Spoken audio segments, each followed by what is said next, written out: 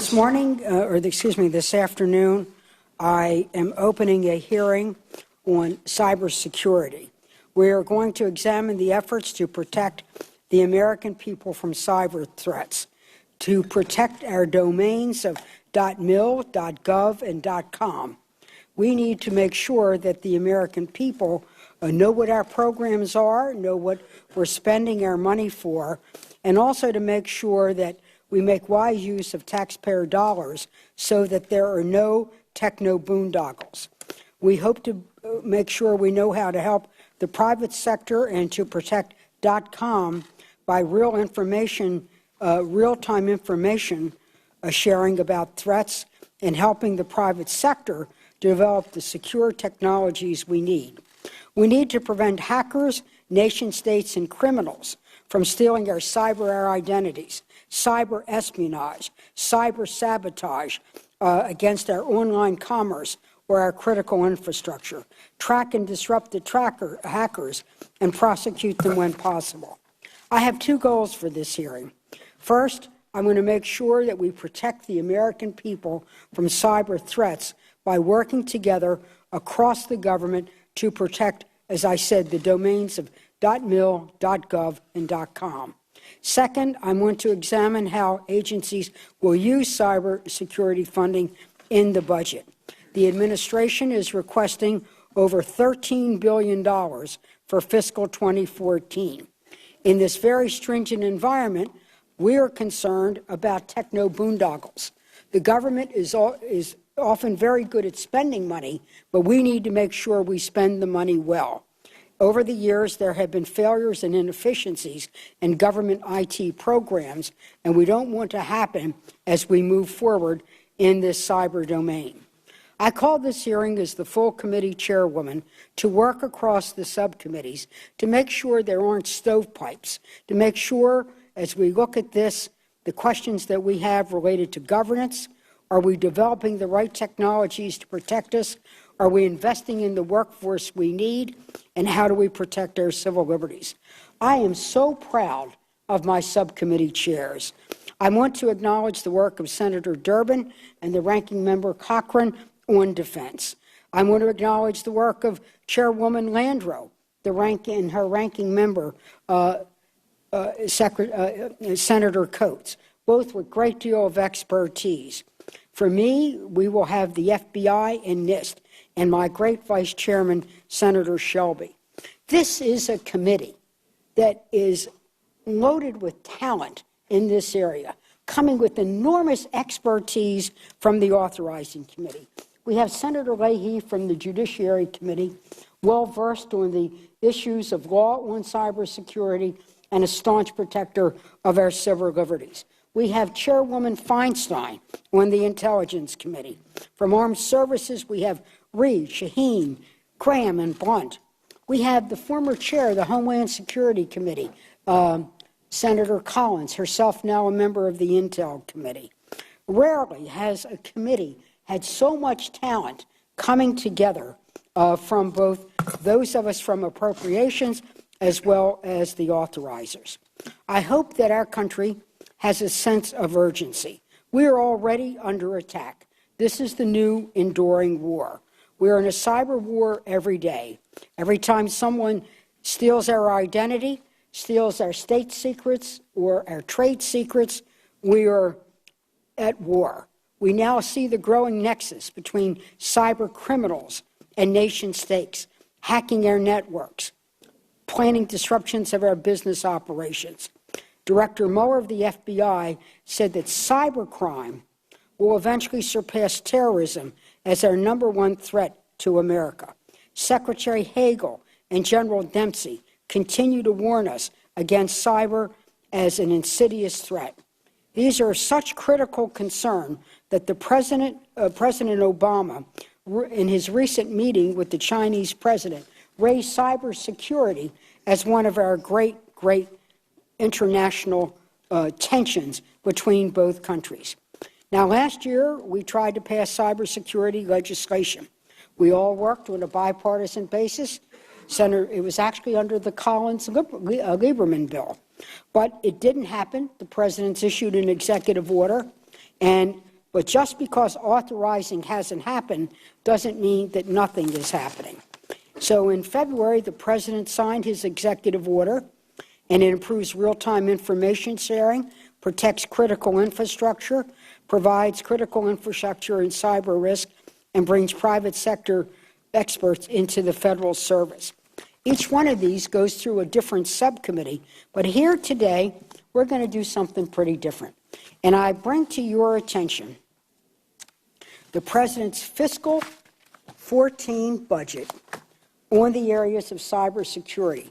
This will be the first time in one place that we can look across all of the areas to make sure we know what the request is, what they are, not only in individual agencies, but do we get the synergistic effect necessary to protect our country.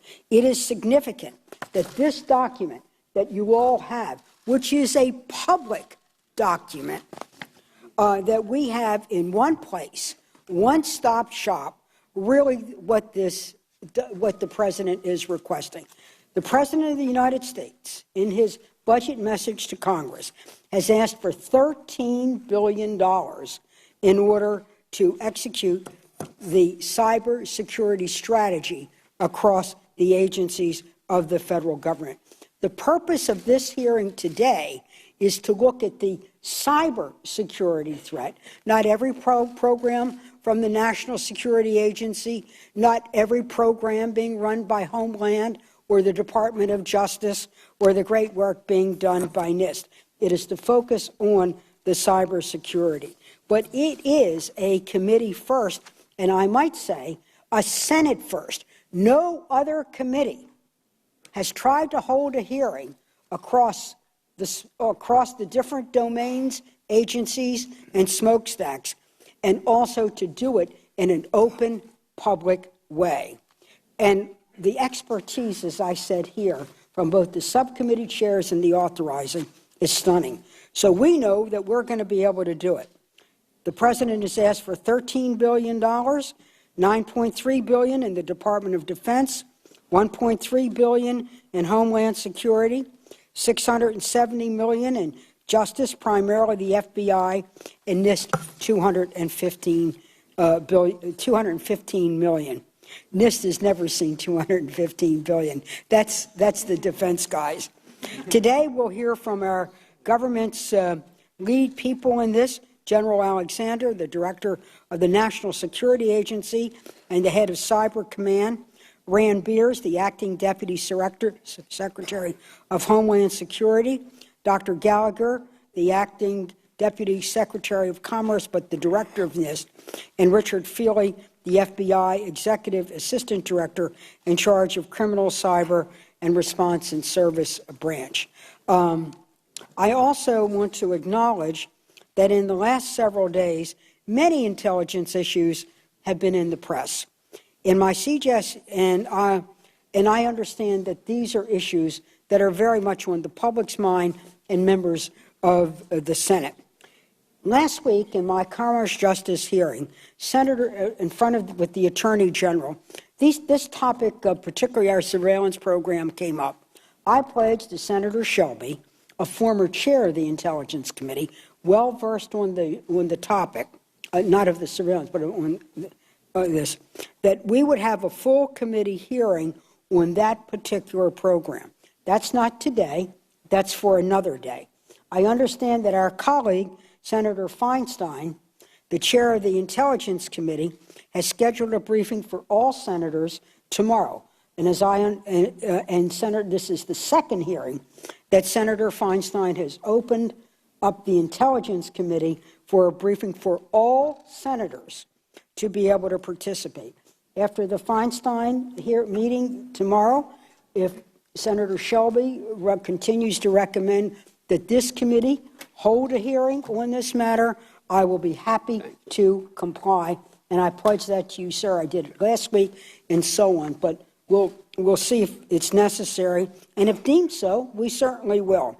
So again, today's hearing will focus on cyber threat, protecting the American people, protecting the taxpayer in their role as both citizen and taxpayer. I hope today's hearings will focus on this very important issue. And I say to my colleagues, this is a committee hearing that is a first. It will be not the last on this topic or other matters related to our national security. I now want to turn to my ranking member, Senator Shelby, who has been active on this matter, the vice chairman of the committee, former chair of the Intelligence Committee. Senator Shelby. Thank you. Thank you, Madam Chair. As you've pointed out, this is a very important hearing on a topic that demands significant congressional involvement.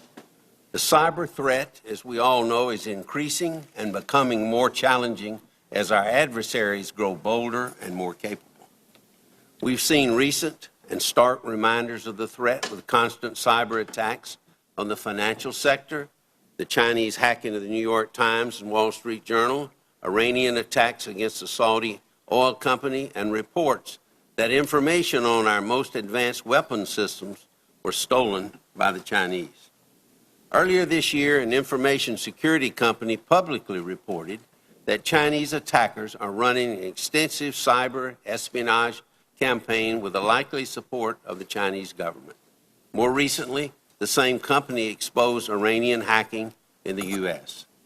These troubling developments remind us of how urgently we need a coordinated effort to counter and to respond to these attacks. Madam Chair, this committee may be the only one with jurisdiction over the full complement of government organizations involved in cybersecurity. Therefore, as you pointed out, I think it's appropriate that we take a lead role in the oversight of this effort, working with others. I would like to hear, for example, how each of you today perceive the threat and about your continuing efforts to protect critical infrastructure against attack and to address the cyber threat outside the recently issued executive order.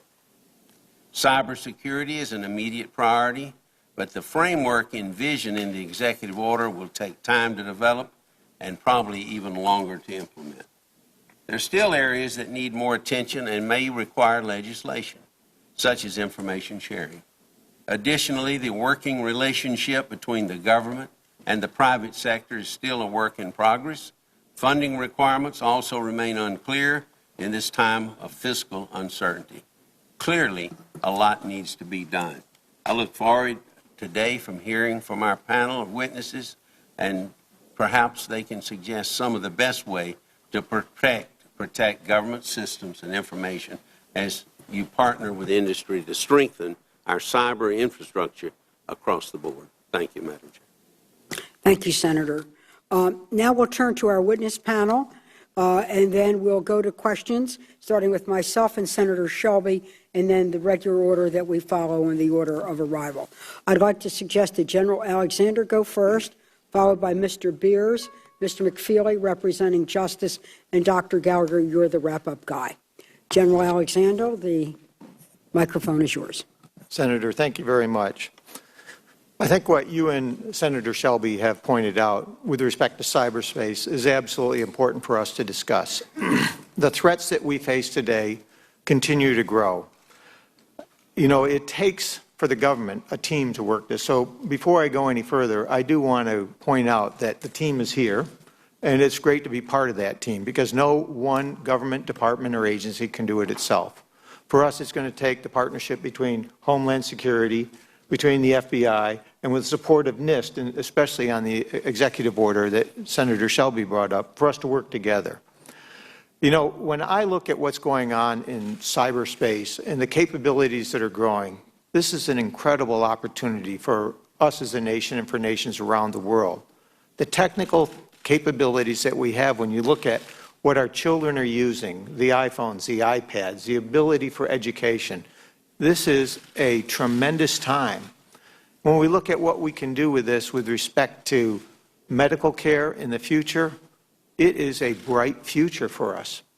But it's complicated by the fact of cyber espionage, by cyber hacking, and the threats that Senator Shelby talked about. So I do want to hit on that. You mentioned the evolution of this threat. And when you look at the threat as it has gone forward, some of the things that FBI and we see in the Department of Homeland Security work every day is a series of exploitations into our networks. The issue is, how do you fix that? And that issue is complicated by the fact that it's not only exploitations that are going on, but we're seeing disruptive attacks against our nation's infrastructure, Wall Street, with the potential for destructive attacks. We as a nation need to step forward and say, how are we going to work this? The government team that is here today cannot do it without support from industry. We have to have some way of working with industry because they own and operate the bulk of our nation's infrastructure. And we have to do it in a transparent way, in a legal way, and we really appreciate the efforts of many on this panel, Senator, for what you and others have done to try to move that legislation along. But we do need to get there. We do need to have a way of working with industry. And Dr. Gallagher, I know we'll talk about parts of this. We couldn't have a better person to lead it from NIST. So thanks for what you and the team are doing. We do need to begin that dialogue with industry. So part of what the executive order does is give us that opportunity to have that dialogue. At the same time, we have to look at what we need in legislation and get that moving forward. So, Senator, thanks for what you and the Intel Committee are doing to move that and others. From my perspective, Senator, you asked, what is it that we need to do? I think there are 5 key things that we're working on. First, we have to create a defensible architecture.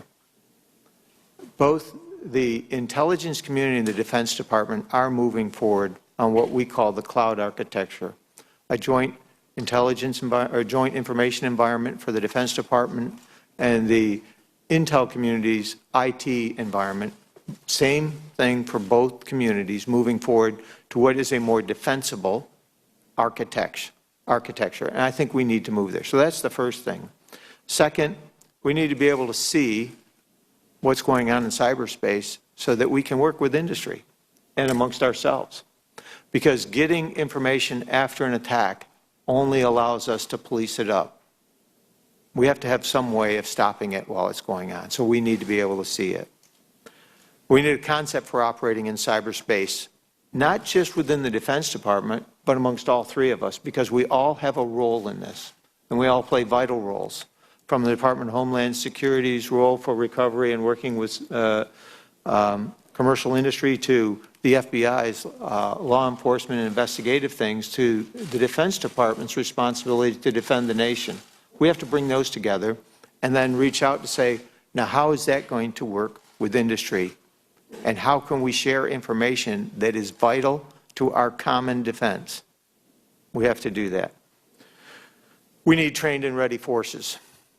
I think that is one of the most important things that Congress expects of me, of Cyber Command, and of NSA to, within the department, to create trained and ready forces that are trained to a higher standard, both on the defense and on the offense, those capabilities that our nation needs that are trained to that standard, that know how to operate lawfully, to protect American civil liberties and privacy, and to protect this nation in cyberspace. We have to be able to do all 3.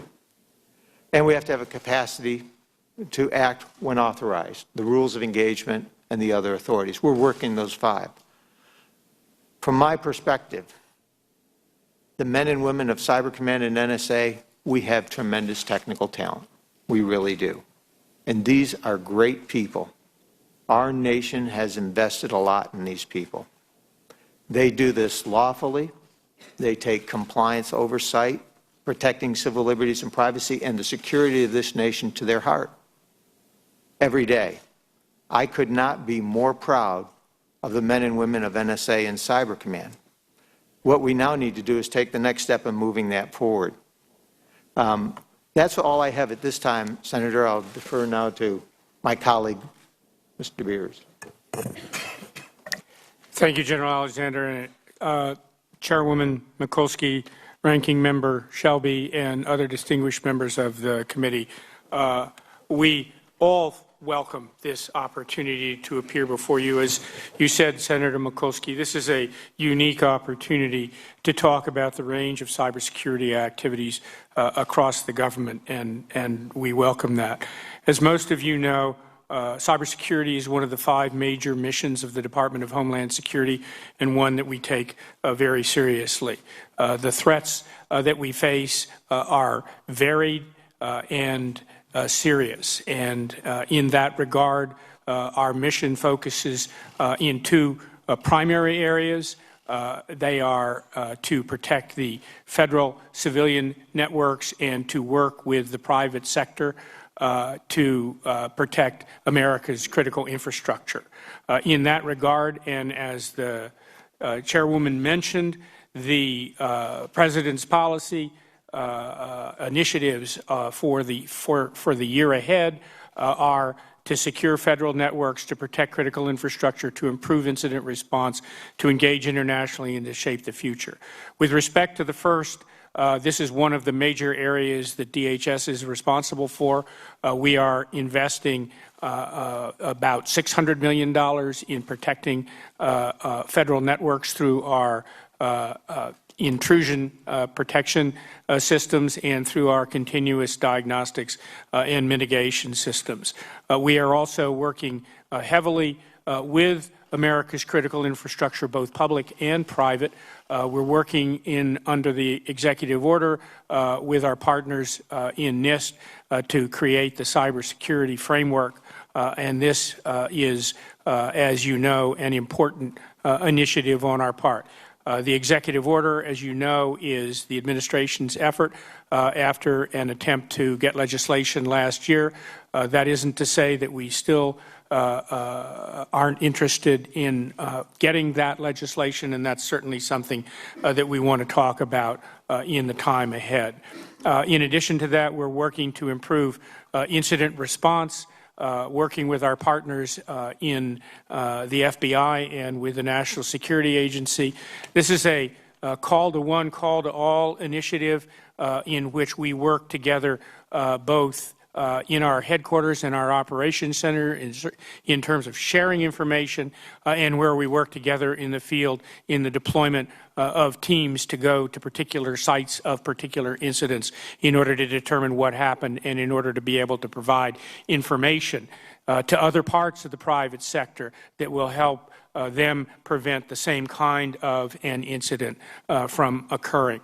We're also involved in the international area with individual countries and partners around the world, but also with the European Union as well. While it is a small program within the Department of Homeland Security, it is a very important program, and we have a lot of key partners that we work with. And that's just in terms of the engagement in terms of face-to-face, in terms of the information sharing, our whole incident response structure, the National Cybersecurity Communications Integration Center on a regular basis shares information internationally with other computer emergency readiness teams around the world in order to do with them what we do for ourselves nationally in order to protect cyberspace around the world.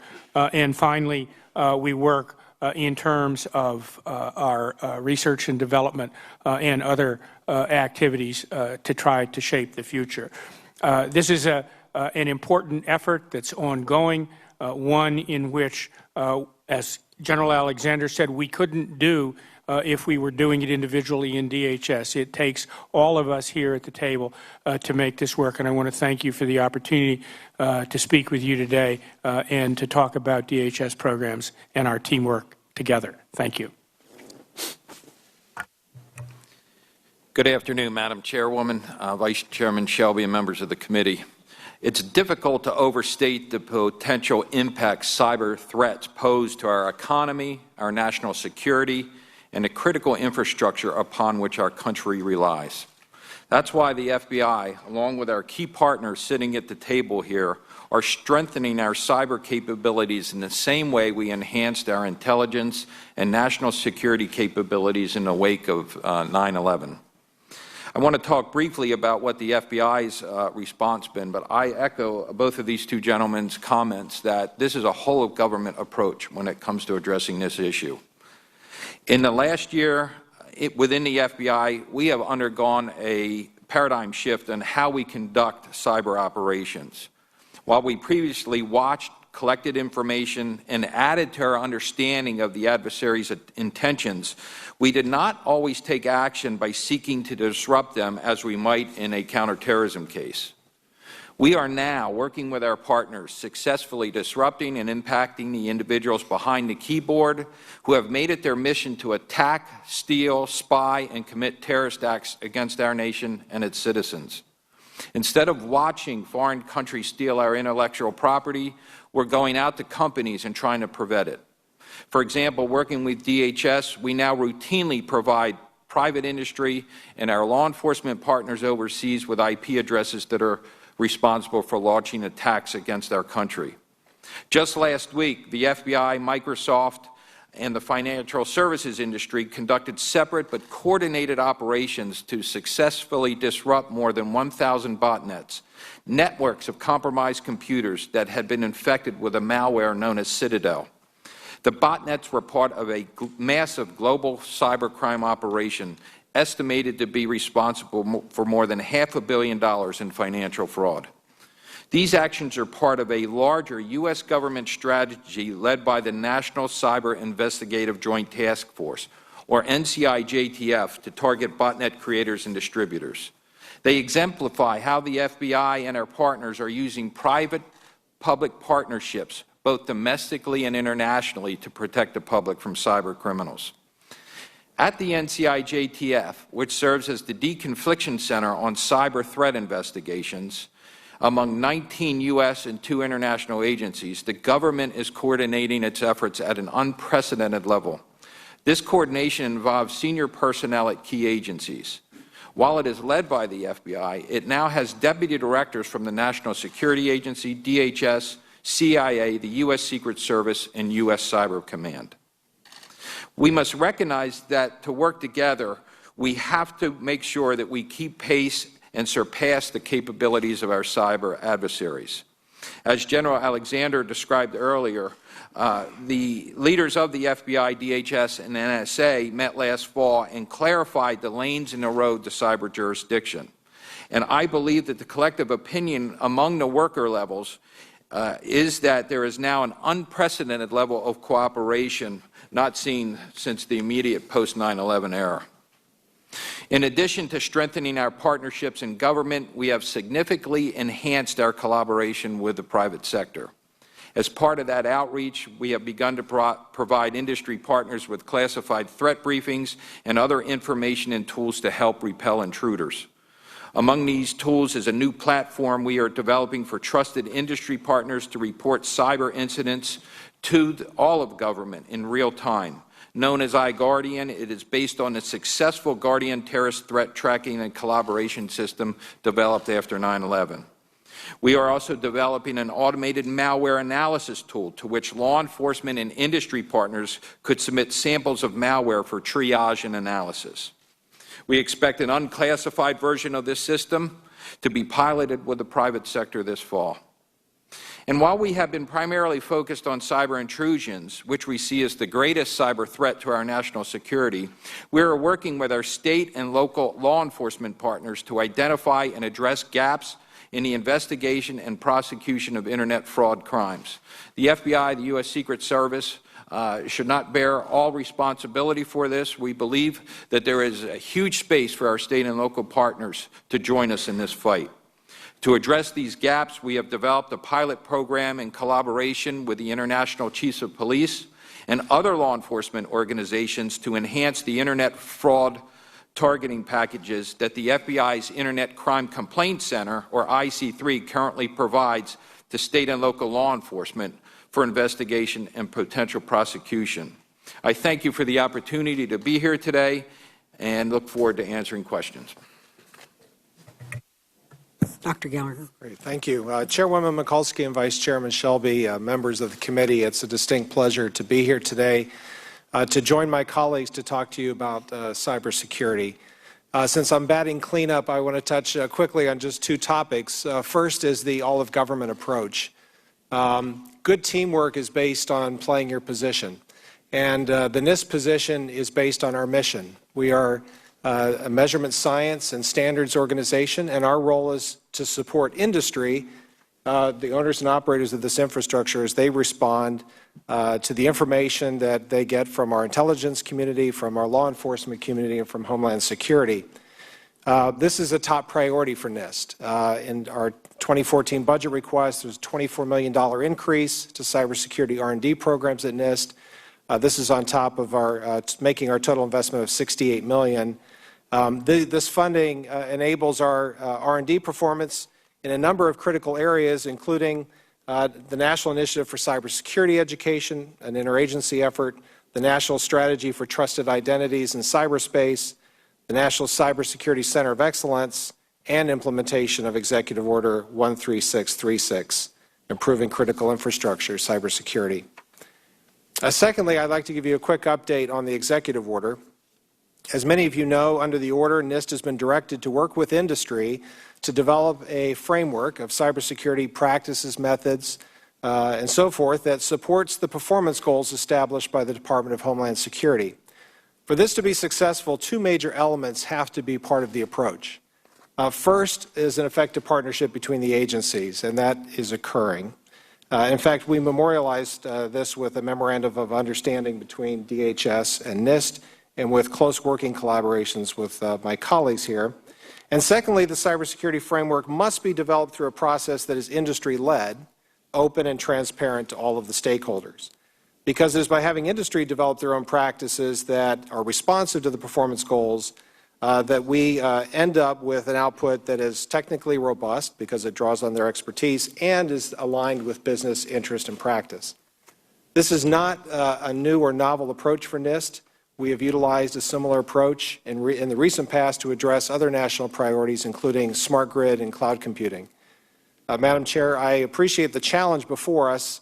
The executive order is very aggressive in the timing for the framework process. It is to be developed within 1 year. The first draft is due in 120 days. Today marks the halfway point in that process. We have issued, in support of this effort, a request for information and have gathered input from industry and other stakeholders. We have held the first 2 of 4 planned workshops to support this process, and we will use these workshops to finalize and develop the framework because it's this type of approach that allows us the appropriate level of collaboration and engagement with industry. In May, we released the initial findings and the early analysis from the request for information. That release marks the transition from sort of gathering facts to actually building the framework. At 8 months, we will have an initial draft of the framework, including an initial list of standards, guidelines, and practices. And then following that, we will work with our agency partners to finalize the framework. But even after the framework is done, the work is really only just beginning. Adoption and use of the framework is going to raise new issues to address.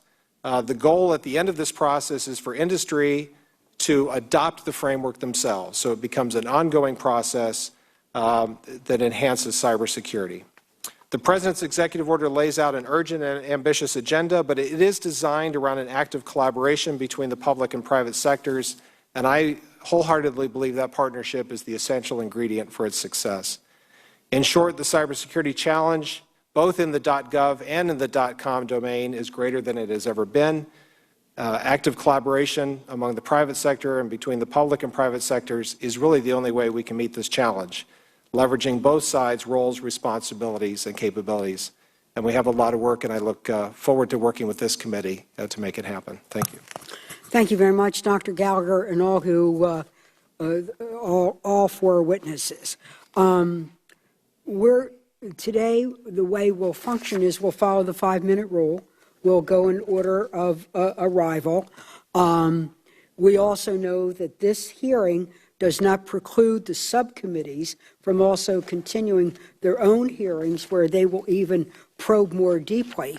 And also, after we have concluded all of our questioning, we will also understand that there will be certain aspects in order to drill down.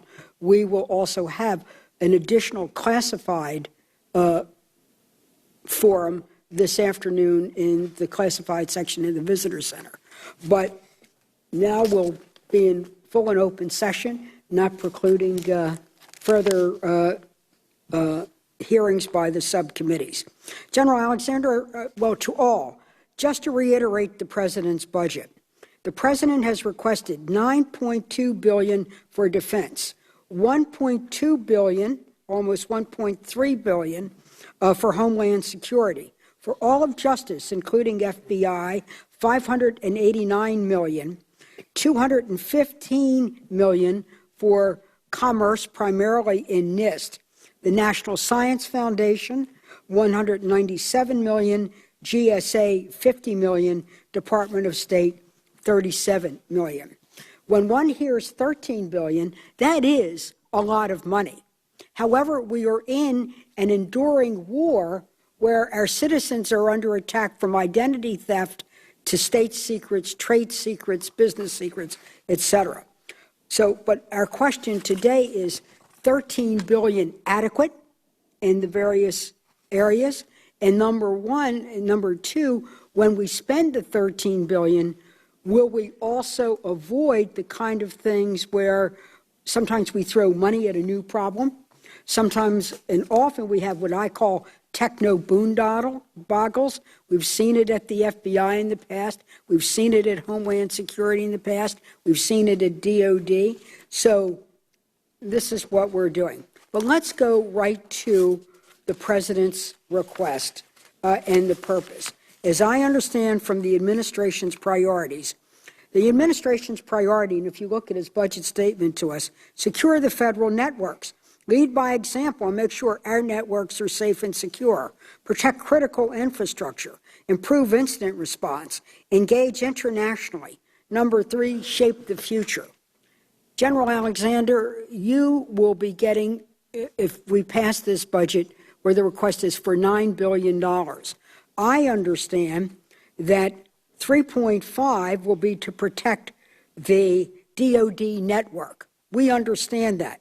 But what will you use the other 5.8 to do, and how will we get security for that dollar and avoid the problems of the past? Well, thanks, Senator. It is a lot of money, and I can tell you that from our perspective, what we're talking about here is not just protecting our networks, but developing the forces that we need. So part of that money goes for training and outfitting the teams that Cyber Command and our components need. Part of that money goes for the information assurance and fixing the networks. You hit on part of that, and developing future architectures. So when I look at this, from my perspective, I believe this is right, the right amount. I know the administration and the Defense Department has already looked internal to this budget to see where we can take cuts, and we did. We cut it back to what we thought was the minimum that we could use and still do this job. You pointed out, Senator, that for the Defense Department, our job is to protect the nation and our networks. And building up the infrastructure that we need, both within DOD and amongst the services and Cyber Command, that's where that $5.8 billion goes. So it's split across all those. It doesn't go to one lump. It helps each of the services, DISA and Cyber Command, do their missions. $2.17 billion, as you pointed out, and others, goes to NSA for doing their job and is part of the Intel community's budget. So that's rolled in there as well. $582 million goes to U.S. Cyber Command, and that's for 5 key areas: leases for teams, setting up the teams, training our teams, starting the military construction to have a place to house these teams, for our headquarters, and for research development, training, another $68 million. So I think it is the right number. I think we have looked at where we could take savings and have done that. I also think it's important to state that the department sees this as an area to help ensure the nation is ready as we look at the rest of our force posture. This is going to be key to our future. That's all I have, Senator. Let me just a follow-on question. In your testimony, this goes to protecting critical infrastructure. An obsession, I think, of this committee, and something we concentrated on very keenly when we were working on authorizing legislation under Lieberman-Collins, or Collins-Lieberman, or now Collins and a lot of us. But in your testimony, sir, you say from 0 to 10, in our capacity to defend our critical infrastructure, you rate us at a 3. A 3. A 3 to protect our grid, a 3 to protect our financial services. And my question then is, of the money that you're getting, I understand Homeland Security is supposed to protect us against domestic threats. where do you come in, and where does Homeland Security come in? And is part of your money also used to do the services to support them? Well, we do work together, but our monies, they are not overlapping in this case, as you point out. Specifically, the Defense Department has two sets of roles and responsibilities here. One, to build, operate, and defend the DoD networks. That's the one responsibility, and that's a big cost because that's our forces global. And that's the biggest bulk of the money that's here. The second part is to develop the teams to defend the nation from a cyber attack, and that's where we come in. Now, we work with DHS, we work with FBI in setting up the op centers and funding and supporting those op centers so that we can communicate amongst us. But DHS has that responsibility to work with industry to set the standards, to work recovery in that part. FBI has the responsibility to do law enforcement investigation. We have the responsibility on the NSA side for the foreign intelligence and to defend against an attack. So what we're doing is developing the capabilities in the teams. We're still going to need legislation to do those operations. Well, I could have follow-up, but I'm going to turn to Senator Shelby. Thank you, Madam Chairman. Dr. Gallagher, I'll address my first question to you. Could you explain, since NIST has been tasked under the executive order with developing a framework to reduce cyber risk to critical infrastructure, could you explain how the NIST process will work, how the development of a framework to reduce cyber risk differs from the development of standards to reduce such risk, and what do you believe will compel private industry, which I think is so important, to implement the framework that is developed? And given the evolution of technology that you very much into, all of you, generally, and cyber threats specifically, now, how useful is the development of a broad-based, generic framework long-term? Will NIST just be chasing its tail, so to speak, or will you be able to get ahead of the curve? I'd be interested for you to share your thoughts here, how the framework and the standards and so forth will apply, or could apply. Well, thank you very much. I know that's a mouthful. I'm going to do my best. The idea behind the framework is very simply to get industry to develop a set of practices, standards, methodologies, whatever it would take that, if implemented, would improve cybersecurity performance. So we used the term framework as a term of art to refer to whatever you would put into place that would result in enhanced cybersecurity performance. That will include a large measure of standards. And the idea behind having industry do it, with NIST acting as a technical supporting role and a convener, has a couple of motivations. First of all, it addresses the capacity. Industry is the one developing IT technology and communication technology, and therefore they know where this technology is going, and they can bring that skill and that expertise into the process to develop these standards. Secondly, these companies, the Internet is a global infrastructure, and these companies operate at a global scale. And by embedding security performance into the products and services themselves, we can in fact achieve a cybersecurity performance that's much broader than our borders, much broader than what we would buy directly. It embeds it in the market and in fact gives our companies the power to shape those technologies around the world.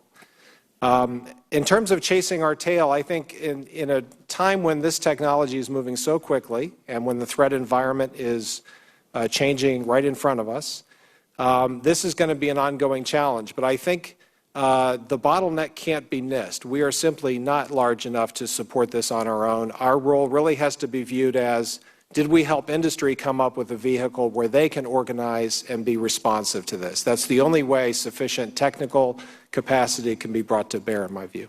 And let me pick up on that if I could. The executive order, as I understand it, discusses the development of a broad framework, which presumably, I would think, means it will be generic in order to have broad applicability to all critical infrastructure sectors. But how will, Doctor, a generic framework address the inherent differences in our critical infrastructure and their unique needs for being protected against cyber attacks.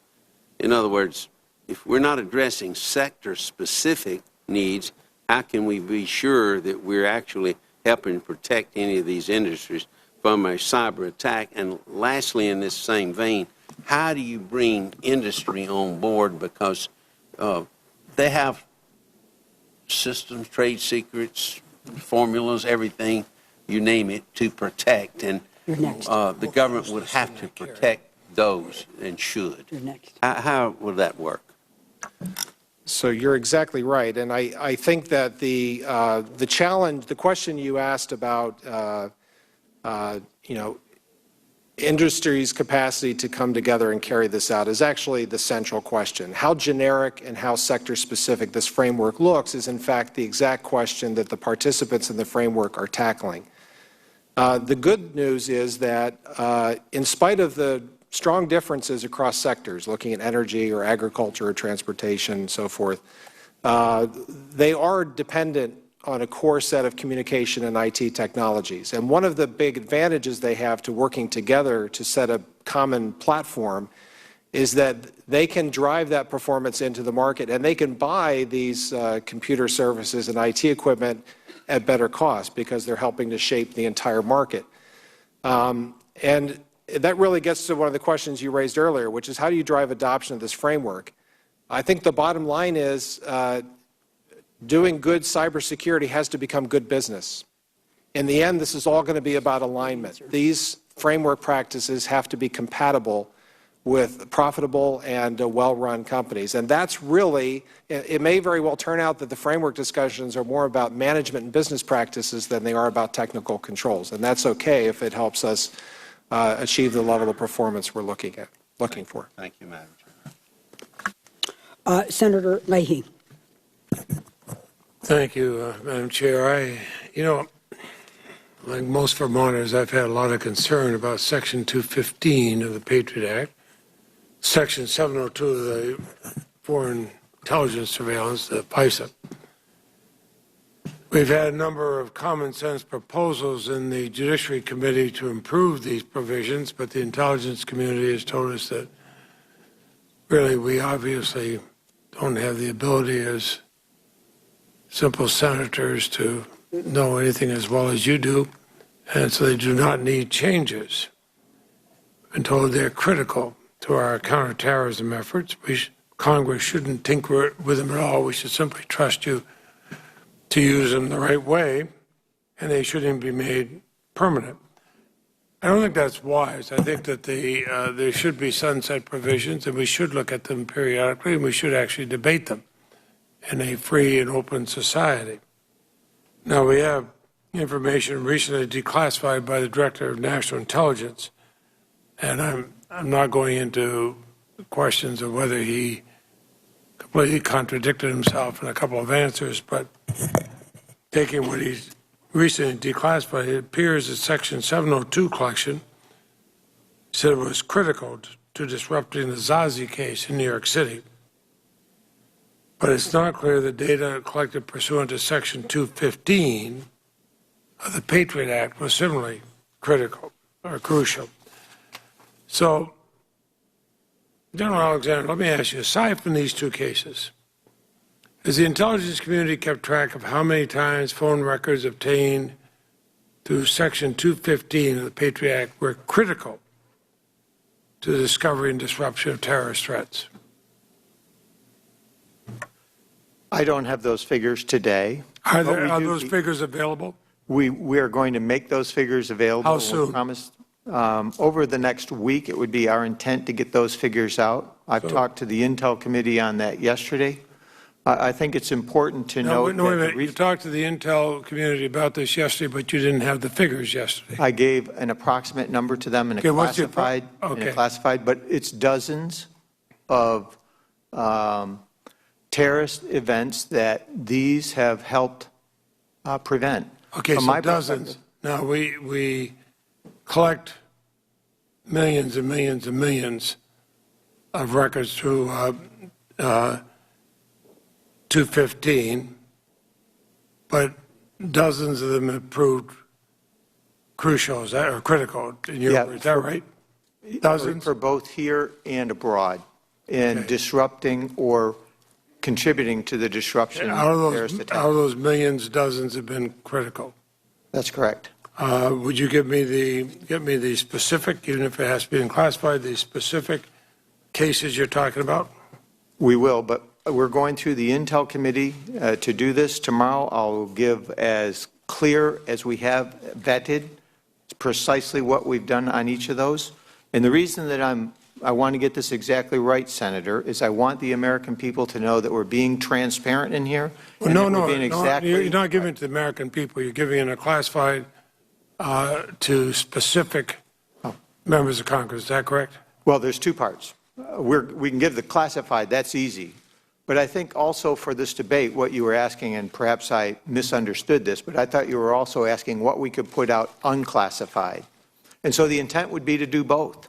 Okay. As you said that, I agree. You can do that within a week? That is our intent. I am pushing for that and perhaps faster. And if I don't get any kicks from behind me. If you don't get any what? Kicks from the people behind me who are doing the work, because we do want to get this right. And it has to be vetted across the community so that what we give you, you know, is accurate. And we have everybody here, especially between the FBI and the rest of the Intel community, can say this is exactly correct. Okay, now, DNI Clapper said that Section 702 collection was critical to the discovery and disruption of the plot to bomb the New York City subway system, Zazi case. Is that correct? That is correct. In fact, not just critical, it was the one that developed the lead on it. Thank you. So I would say it was the one that allowed us to know it was happening. But that is different than Section 215. That is different than Section 215. 215 phone records, 702. So if I could explain this. Sure, go ahead. Because I do think it's important that we get this right. And I want the American people to know that we're trying to be transparent here, protect civil liberties and privacy, but also the security of this country. On the New York City one, the Zazi case, it started with a 702 set of information. Based on operatives overseas, we saw connections into a person in Colorado. That was passed to the FBI. The FBI determined who that was, Zazi, and phone numbers that went to that. The phone numbers on Zazi were the things that then allowed us to use the business records, FISA, to go and find out connections from Zazi to other players throughout the community, specifically in New York City. So that's how those two work 215 together. critical. I think 215 is critical in corroborating and in helping us understand. Was it critical in Zazi? Not to Zazi, because the first part to Zazi went to the 702. And Headley? Was either 702 or 215 critical? 702 on Headley and some on the business record FISA for corroborating. Okay, thank you. And I think it's important to understand because this is a issue that I think will be part of the debate. And I would put on there, Senator, also the Boston. I think we need to walk through that so that what we have on the business record FISA, what we have on 702, what you debate, the facts that we can give you is what we do with that, how we tip that to the FBI. If we took that away, what we could not do, and is that something that when we look at this from a security perspective, Of course, is in good? Boston, if you're talking about the Marathon case, what the FBI could have done was to have passed on the information to the Boston authorities. They said they did not. That might have been helpful too. But my time is up, and I mention this only because before it's brought up in the Judiciary Committee, we're going to be asking some very, very specific. So if I could, Senator, I just want to make sure that we're clear on one point. When I say dozens, what I'm talking about here is that these authorities complement each other in helping us identify different terrorist actions and help disrupt them. They complement each other. So what you're asking me is to state unequivocally that A or B contributed solely to that. The reality is they work together, and we've got to help make that clear to you, so in the debate we have that. And I'll be waiting to see those specific examples, either in open or classified fashion. Okay. Senator Cochran.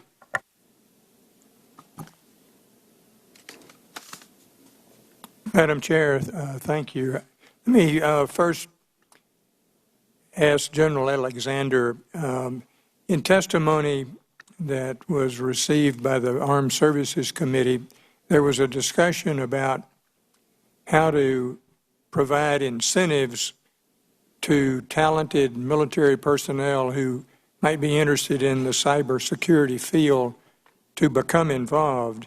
I know it's hard to contemplate how to just wave a magic wand and have all of the talented people available in the right places with the right responsibilities.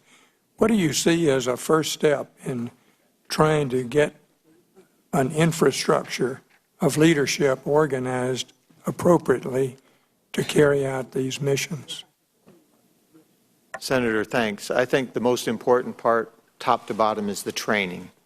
Coming up with a clear training program, which we have done with the services and with NSA, to develop a set of standards.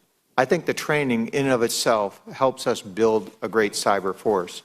And it's that training for the leaders, so we have training at the staff officer level, at the team level, all the way down to the individual operator. And we're standardizing that training amongst the services and between NSA and Cyber Command. I think raising those standards up has a couple of benefits. The soldiers, sailors, airmen, Marines, and civilians that come into this field get great training. And it's something that they look forward to. And the operations that they do are significant. I think they really feel good about what they're able to do for our country. So from my perspective, it starts with training and building that kind of a force. You mentioned incentives, Senator, if I could. I think incentives is going to play a key part in this. As incentive pay for languages plays a key part, I think incentives for our cyber force is also going to play a key part. And we've had discussions with the services about how to start that. We don't have that in this program yet, but that's something that we're looking at. There's also a question about whether or not the Department of Defense has the resources to in a number of cyber test ranges across its services and agencies. Again, in the training phase, there have to be exercises with conventional weapons and other weapons systems. Could you share with the committee what your thoughts are about cyber ranges so that you will have an opportunity to dedicate certain areas exclusively for these purposes? Senator, that's a great question, and one that we're putting a lot of effort into, because I do think we need to bring the ranges together so that we have a joint approach to this. One of the things that I would point out is the service academies play a cyber defense exercise together. And this gets into your range issue in that when you look at, so how do you defend your networks in a way? The service academies compete against each other for seeing who has the most defensible network. When you think about that, in a cyber range, what you want people to do is to practice their tactics, techniques, and procedures in a sterile environment so nothing bad happens. It only happens inside that they can learn. We've seen that in the military side. The National Training Center and other things are great places for that. We need to do the same here. So those that are defending our networks know what the adversaries are going to do and are prepared for all those contingency. It helps raise that. And I think bringing the ranges together ensures that they're operating at the right level as a joint team. My staff informed me that last week we received a notice, our committee received a notice that about half of NSA's personnel in the Cyber Threat Center could be furloughed as a result of sequestration. Now that's a fine how do you do, welcome aboard. Has there been any attention given to what you're going to do? Somebody jumps up and says, we've been sequestered, your funds have been sequestered. So we've worked this, it's across the Defense Department. So the sequestration for all the military has been standardized across all the departments. The NSA on the intel side is not there, but all of Cyber Command, our civilians, will be sequestered. Right now, that is an 11-day or 1 day a week for the last 11 days of the year. That has a significant impact on us and all others that will be furloughed. I think that is a key issue and has significant impact on our people. And it goes right back to how do you hire good people and then furlough them? This is a tough issue that not only we face, but the rest of the department. Thank you, Madam Chair. Thank you, Senator Cochran, and thank you for raising the sequester issue. It has been raised at the Intel hearing when we listened to the worldwide threat, right as we were moving into the continuing funding resolution. D&I Clapper asked for more flexibility. Of course, he wanted more money, but more flexibility. We were precluded by the House from putting that in the bill. I think the Intel community, which is primarily, particularly a DOD, a civilian force, you need that flexibility. So we look forward to working on both sides of the aisle and both sides of the dome to be able to do this. I just would like to share with the committee the order. We're going to go to Durbin, then Johans, Merkley, Collins, Tom Udall, Senator Coates, Senator Landrieu, and Senator Feinstein. You came before the testimony started, so instead of alternating, we'll go right to you, then we'll go to Senator Bozeman, and then Senator Pryor. That's our order of our lineup. So now it's going to be Durbin, Johans, Merkley, Collins. Senator Durbin. Thank you, Madam Chair.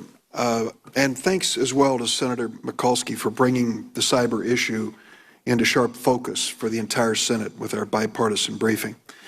I was on the Intelligence Committee right at the time of 9/11. I saw what happened immediately afterwards. There was a dramatic investment in intelligence resources for our nation to keep us safe, and a dramatic investment in the personnel to execute the plan to keep us safe. I trusted, and I still do, that we were hiring the very best, trusting them to not only give us their best in terms of knowledge, but also their loyalty to our country. I'd like to ask you about one of those employees who is now in a Hong Kong hotel. And what we know about him is as follows. He was a high school dropout. He was a community college dropout. He had a GED degree. He was injured in training for the U.S. Army and had to leave as a result of that. And he took a job as a security guard for the NSA in Maryland. Shortly thereafter, he took a job for the CIA in what is characterized as IT security in the Guardian piece that was published. At age 23, he was stationed in an undercover manner overseas for the CIA and was given clearance and access to a wide array of classified documents. At age 25, he went to work for a private contractor and most recently worked for Booz Allen, another private contractor, working for our government. I'm trying to look at this resume and background. It says he ended up earning somewhere between $122,000 and $200,000 a year. I'm trying to look at the resume background for this individual who had access to this highly classified information at such a young age with a limited educational and work experience, part of it as a security guard, and ask you if you're troubled that he was given that kind of opportunity to be so close to important information that was critical to the security of our nation. I do have concerns about that over the process, Senator. I have great concerns over that. The access that he had, the process that we did, and those are things that I have to look into and fix from my end, and that across the Intel community, Director Clapper said we're going to look across that as well. I think those absolutely need to be looked at. I would point out that in the IT arena, in the cyber arena, some of these folks have tremendous skills to operate networks. That was his job for the most part from the 2009-10 was as an IT, a system administrator within those networks. He had great skills in that area. But the rest of it, you've hit on the head. We do have to go back and look at these processes, the oversight in those. We have those, where they went wrong, and how we fix those. Let me shift to another topic raised by Senator Leahy, Section 215. 10 years ago, I first introduced legislation known as the SAFE Act. It was a bipartisan bill to reform the Patriot Act. My co-sponsors included Senators Chuck Hagel, John Kerry, and Barack Obama. My most significant concern with 215 was that it would be used to obtain sensitive personal information of innocent Americans who had no connection to any suspected terrorism or spy activity. When the Patriot Act was up for reauthorization in 2005, I worked to establish a new standard for 215, and under this standard, the FBI would have broad authority to obtain any information, even tangentially connected to a suspected terrorist or spy, such as the examples used in the Zazi case. 702 information could have led to 215 phone record information on any suspect. But under my provision, innocent Americans with no connection to any of these activities or suspects would be protected. The Republican-controlled Senate approved my reform to 215 unanimously. However, the Bush administration objected. It was removed in the conference committee. 2009, I tried again with no success to put this protection of innocent Americans back into the Patriot Act. Now that the cloak has been lifted by media reports that the NSA obtained phone records of millions of innocent Americans with no connection to terrorism. The data includes the numbers of both parties to the calls, the location of the callers, the time and duration of the calls. I've been briefed on these programs, and I obviously won't discuss their details here, but it appears to me the government could obtain the useful information we need to stay safe and still protect innocent Americans. My question to you is this. Section 215 can be used to obtain, quote, any tangible thing, close quote. That could include medical records, internet search records, tax records, credit card records. Last year, the government filed 212 Section 215 orders. That's an increase from 21 such orders in 2009. So clearly this authority is being used for something more than phone records. So let me ask you, do you think Section 215, giving you authority to secure tangible things, could include the categories of information that I just listed? We don't. I don't use those, so I'm not aware of anything that goes that. That would be outside of NSA. All we use this for today is the business records, FISA. I would point out, and just want to characterize something that you said here. As you know, this was developed, and I agree with you, we all had this concern coming out of 9/11. How are we going to protect the nation? Because we did get intercepts on Midar, but we didn't know where he was. We didn't have the data collected to know that he was a bad person. And because he was in the United States, the way we treat it is he's a U.S. person. So we had no information on that. And if we didn't collect that ahead of time, we couldn't make those connections. So what we create is a set of data, and we put it out here. And then only under specific times can we query that data. And as you know, Senator, every time we do that, it's auditable by the committees, by the Justice Department, by the court, and by the administration. We get oversight from everybody on this. I'm over my time, but here's the point.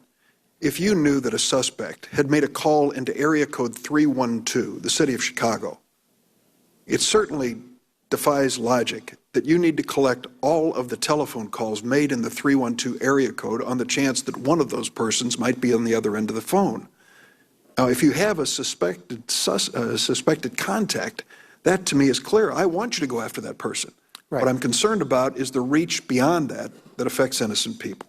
So we agree at least on that part. And the next step, and I think in the debate that we actually need to talk about, is so what happens if you don't know he's in 312 yet? And so something happens, and now we say, who was he talking to? So let's take Midar. You had authorized us to get Midar's phones in California. But Midar was talking to the other 4 teams. Under the business record FISA, because we had stored that data in a database, we now have what we call reasonable articulable suspicion. We could take that number and go backwards in time and see who he was talking to. And if we saw there were 4 other groups, we wouldn't know who those people were. We'd only get the numbers. We'd say, this looks of interest, and pass that to the FBI. We don't look at the identities of it. We only look at the connections. I'm way over time. I'm not going to dwell on it. You've just given a clear illustration where you had specific information about telephone contacts, which I don't quarrel with.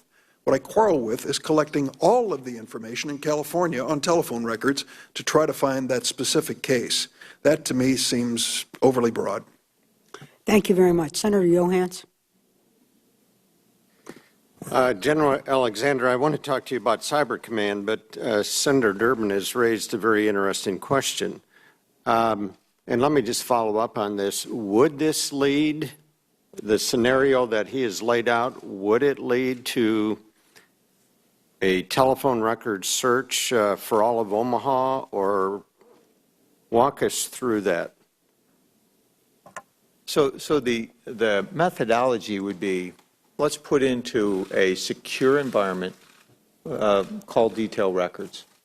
These are to from records. And at a selected time, so we don't know anything that's in there, we won't search that unless we have some reasonable articulable suspicion about terrorist-related organizations. If we see that, we have to prove that we have that. Then given that, we can now look and say, who was this guy talking to in the United States and why? And so you could search across the breadth of telephone records? No, all you're looking for on that is, so who did he talk to? Yeah. So the system just gives us back who he was talking to. But if you didn't collect it, how do you know who he was talking to? And so the issue really becomes, if you don't have the information, so I don't give you any connections, I just give you a number and say, now find who he's talking to, you don't have the information. And so as you see, the issue is, so this was the debate, I mean, you bring it up because this came up 10 years ago. So how do we do that? How do we solve this problem? And the answer was, we want to protect civil liberties and privacy. We do. And we want to protect the country. So the thought was a reasonable approach that we all agreed on. Congress, the courts, the administration was, we'll put this in a way that we have tremendous oversight by the court.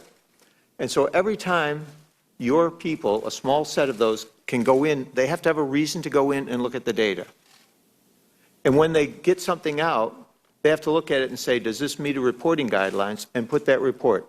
Only a few reports a year go out on that, just a handfuls. Does this extend beyond telephone records? For example, could you check and see what that person is Googling? Could you check and see who that person is emailing? So there's two parts of your question here. So going to the next step, once we identify a person of interest, then it goes to the FBI.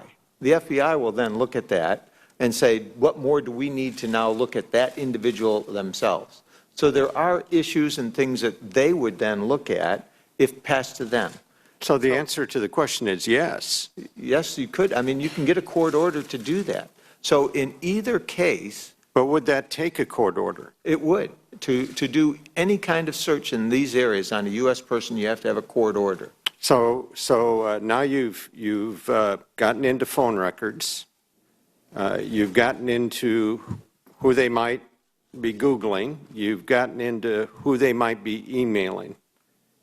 What else do you feel that you can get? So I'm not sure of your question. On a terrorist acting in the United States... Well, you don't know if it's a terrorist yet. You've got this reasonable suspicion, which isn't even probable cause. You've just got this kind of uneasy notion, this feeling that something is happening here. So that's the... Wait. Let's just stop here a minute. We're not going to inhibit your questions. But I think we need to clarify that the activity in which you're operating, General Alexander, so we're getting to probable cause, a lot of these that are absolutely important in a debate. And Senator, I want you to, but you will be functioning also with a warrant. Senator Feinstein, did you want to clarify, just if we could, and I'm going to come If back I and give you may. more time. If- Senator Johanns, if you I- will get more time. Thank you. If I may, quickly, Senator, it's my understanding you have the metadata, you have the records of what appears on a phone bill. And if you want to go to the content, then you have to get a court order, the same thing you would do in a criminal case. You'd have to get a court order that would permit you to collect the content of the call. You can ask him if that's right or wrong. But that's correct. But, I mean, And I assume that, but I'm not talking about content at this point. I'm not asking if you can read somebody's emails. I'm assuming at some point there would be a legal standard by which you could do that. Being a lawyer, I know that. What I'm only getting to is you've identified for us that you can get phone contacts. I'm asking, can you get Google contacts? Can you get email contacts? I'm not talking about reading the email or seeing what they're saying back and forth. I'm not at that point. But what I worry about is how far do you believe this authority extends? Can you get Google contacts? Can you get email contacts? And again, I'm not asking about reading the email. so I think there's a couple things here that I want to make sure that we've got. The BR FISA only talks about phone contact, phone metadata. That's all that program talks about. So any program that we have, and Senator Feinstein, if you want to get the content, you'd have to get a court order. In any of these programs, you know we have court orders for doing that, with oversight by Congress, by the courts, and by the administration. So my concern in all of this is that I think this is an area where we have to give you both the detail, and I think we need this for the American people. They need to understand it so they can see what we're doing and what the results of it are. I do think that's important. I also believe, we had this debate several times, and Senator Durbin brought it up, from 2001 on. And this is one now where we need to bring out, because of these leaks, the rest of the story, show what we do, what it protects the country from, and have the debate. Does it make sense? And so that's part, in order to do that, I think what we have to give you is the rest of that data. Tomorrow, we'll put that in a classified session, but the intent would be to try to get as much out public so that everybody has the information where we can. And the reason that I hesitate a little bit here is I don't want to make a mistake that causes the statements that I have for our country to lose some form of protection and we get hit with a terrorist attack because I made that mistake. Yeah, and I thank the chair for the additional time, and I'll wrap up with a comment. The concern here, the American public is fearful that in this massive amount of data you get, that there's the ability of the federal government to synthesize that data and learn something more than maybe what was ever contemplated by the Patriot Act. That would be number one. The second thing is a more personal issue, and it kind of gets into some of the concerns about Cyber Command, and that is you're in this hugely unique role. We've always had this view of separating the civilian leadership, politically elected, from the military leadership. And yet you've got this dual hat. And it creates a concern, not about you, because you've got a remarkable record, and I thank you for your service, but it is a very, very concerning role that we find you in, at least for Mike Johanns. And I just think we've got to get some information out to the public, because right now we're all getting bombarded with questions that many of us at the rank and file level in the Senate cannot answer. I am not the chair of the Intelligence Committee. I'm not the ranking member. I don't serve on the committee. And the impression has been created that people parked in our office giving us daily briefings on this or monthly briefings, and that's not been the case. Well, So we Senator, need to know. Senator Johans, I think you had an excellent line of questioning, and I must say the tone and demeanor are appreciated. Thank you. So can And General Alexander, we are going to move on from this topic. I think you have that. I think Senator Merkley has been waiting. What we're now moving into is a domain that is not the parameters of this hearing, though this senator will not inhibit any senator from asking any question they want. I want to remind the senators that tomorrow in the Feinstein hearing, many of these can be followed, and I hope it's a learning experience that when you go to Feinstein, your questions will even be, as cogent and comprehensive as they are here today. So, Senator Merkley, we're going to turn to you now. Thank you very much, Madam Chair, and thank you, General. And you referred to Section 215, and 215 requires for an application for production of any tangible thing. And it says in it that this application must have a statement of facts showing reasonable grounds that the tangible things sought are relevant to an authorized investigation.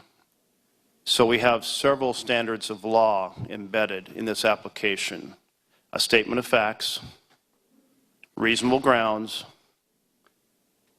tangible things that are relevant to an authorized investigation.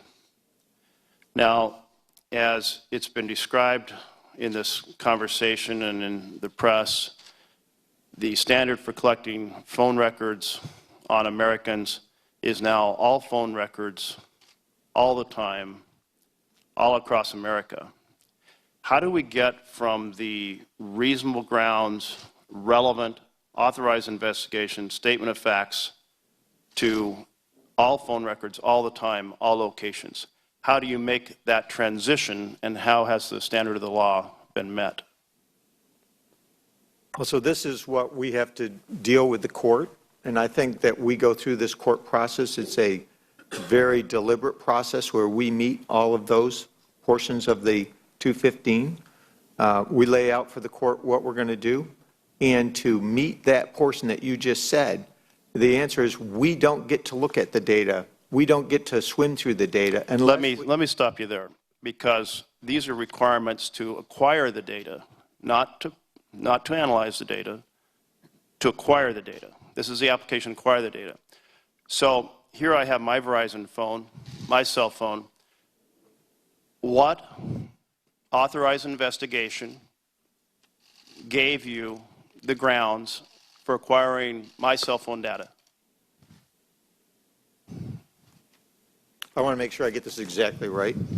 I think on the legal standards and stuff, on this part here, I think we need to get Department of Justice and others, because it is a complex area. And you're asking a specific question. I don't want to shirk that, but I want to make sure I get it exactly right. And so I do think what we should do as part of perhaps the closed hearing tomorrow, walk through that with the intent of taking what you've asked and seeing if we can get it declassified and out to the American people so they see exactly how we do it, because I do think that should be answered. General, thank you, and let me fill in the middle piece here. In between Senator Merkley, I'd like to help you out. I think Senator Merkley has asked an excellent question, and you want to get it right. And the answer, I would suggest, should be in writing. That way you get it right, and he gets his answer. How does that sound? But we'll take that for the record. I've asked that question get answered tomorrow at the hearing by Justice, Senator Merkley, exactly as you have delivered the question. Okay? I hope that. But either way, Senator Merkley should get his answer. And I would suggest perhaps both in writing, your hearing, and into his hands. I thank the chair, both chairs. And if I can elaborate on the piece that I would like answered, is that okay, Madam Chair? Okay. Thank you. It's your time. In between these two pieces, FISA court gives an interpretation of the plain language of the law. Their interpretation is what translates the standards in the law into what is governable in terms of what you can do. I had an amendment last December that said these findings of law that translate the requirements that are in the law into what is permissible needs to be declassified so we can have the debate. I believe that what you just said is you want that information to be declassified that explains how you get from these standards of law to the conduct that has now been presented publicly. Did I catch that right? And do you support the standards of law, the interpretation of the FISA court of the plain language to be set before the American people so we can have this debate? I think that makes sense. I'm not the only decision maker in the administration on this process. So there are two issues. I'm not equivocating. I just want to make sure that I put this expectation exactly right. And that is, I don't want to jeopardize the security of Americans by making a mistake and saying, yes, we're going to do all that. But the intent is to get the transparency there. So, Senator, I will work hard to do that. And if I can't do that, I will come back to you and tell you why, and then we should have that discussion and run it out. And I defer to the chair of the Intel Committee, but I think that's reasonable to get this out. Now, having said that, I don't have the legal background that perhaps you have in this area. I want this debate out there for a couple of reasons. I think what we're doing to protect American citizens here is the right thing. Our agency takes great pride in protecting this nation and our civil liberties and privacy, and doing it in partnership with this committee, with this Congress, and with the courts. We have everybody there. We aren't trying to hide it. We're trying to protect America. So we need your help in doing that. This isn't something that's just NSA or the administration doing on its own. This is what that our nation expects our government to do for us. So we ought to have that debate. We ought to put it out there, and we've got to put those two together. So I just want to put that one caveat there. And if I can get it, if I can make it happen, I will. General, I thank you for your expression of support. And I also want to thank Chair Feinstein, who helped develop and send a letter expressing this concern about the secrecy of the interpretations of the FISA court. I do think it's time that become understandable in public, because otherwise, how in a democracy do you have a debate if you don't know what the plain language means? I do have concerns about that translation, and I'll continue this conversation, and thank you. Senator Collins. Thank you, Madam Chairman. Madam Chairman, I'm actually going to ask a question about computer security, but before I do so, I do want to give General Alexander a chance to answer a very quick question that has to do with Americans' concern about their own private computer security and privacy. I saw an interview in which Mr. Snowden claimed that due to his position at NSA, he could tap into virtually any American's phone calls or emails. True or false? False. I know of no way to do that. Thank you. I just wanted to clarify that because perhaps that's one issue we could put to rest. Now let me switch to the computer security question. Oh, boy. In the president's budget, it is mentioned that the nation has 4 top cyber risks. And the first one listed is one that's been of great concern to me since we produced the bill last year that unfortunately could not get past a filibuster, and that is attacks that are aimed at our critical infrastructure. And Secretary Beers, I'm going to ask you this question. The General has alluded to the fact that much of our critical infrastructure is owned or operated by the private sector. In fact, it's 85% that's in the private sector. And our FBI witness has talked about the iGuardian program, which encourages private industry partners to report cyber incidents to the government in real time. Our legislation last year had a requirement that the owners and operators of critical infrastructure, not all infrastructure, critical infrastructure, would be required to report major cybersecurity incidences. Does the administration still support mandatory reporting in such cases? Senator, that was our position then. That remains our position at this point in time. Obviously, we're prepared to work with the Congress. You all ultimately write the legislation, but that remains the administration's position. Thank you. In that legislation, we did pay attention to the need for a more expert cyber workforce. And boy, this latest account, which Senator Durbin did such a great job of going through the resume of this individual, just underscores how much work there is to be done in making sure that whether it's public sector or private sector, that we have a well-vetted, well-qualified cyber workforce. I would like to hear from all four of you on whether you are having difficulties in recruiting individuals who have the skills that you need and doing the appropriate vetting of them so that we can avoid having the hiring of a young high school dropout, community college dropout, didn't complete his military service, young person with so little experience being given access to so much classified information. And General Alexander, we'll start with you and then just go down the panel. Well, Senator, I'd just like to state first that in the military, we are going to hire young folks out of high school, who graduate from high school, to work in this area. And the key will be the training that we give them.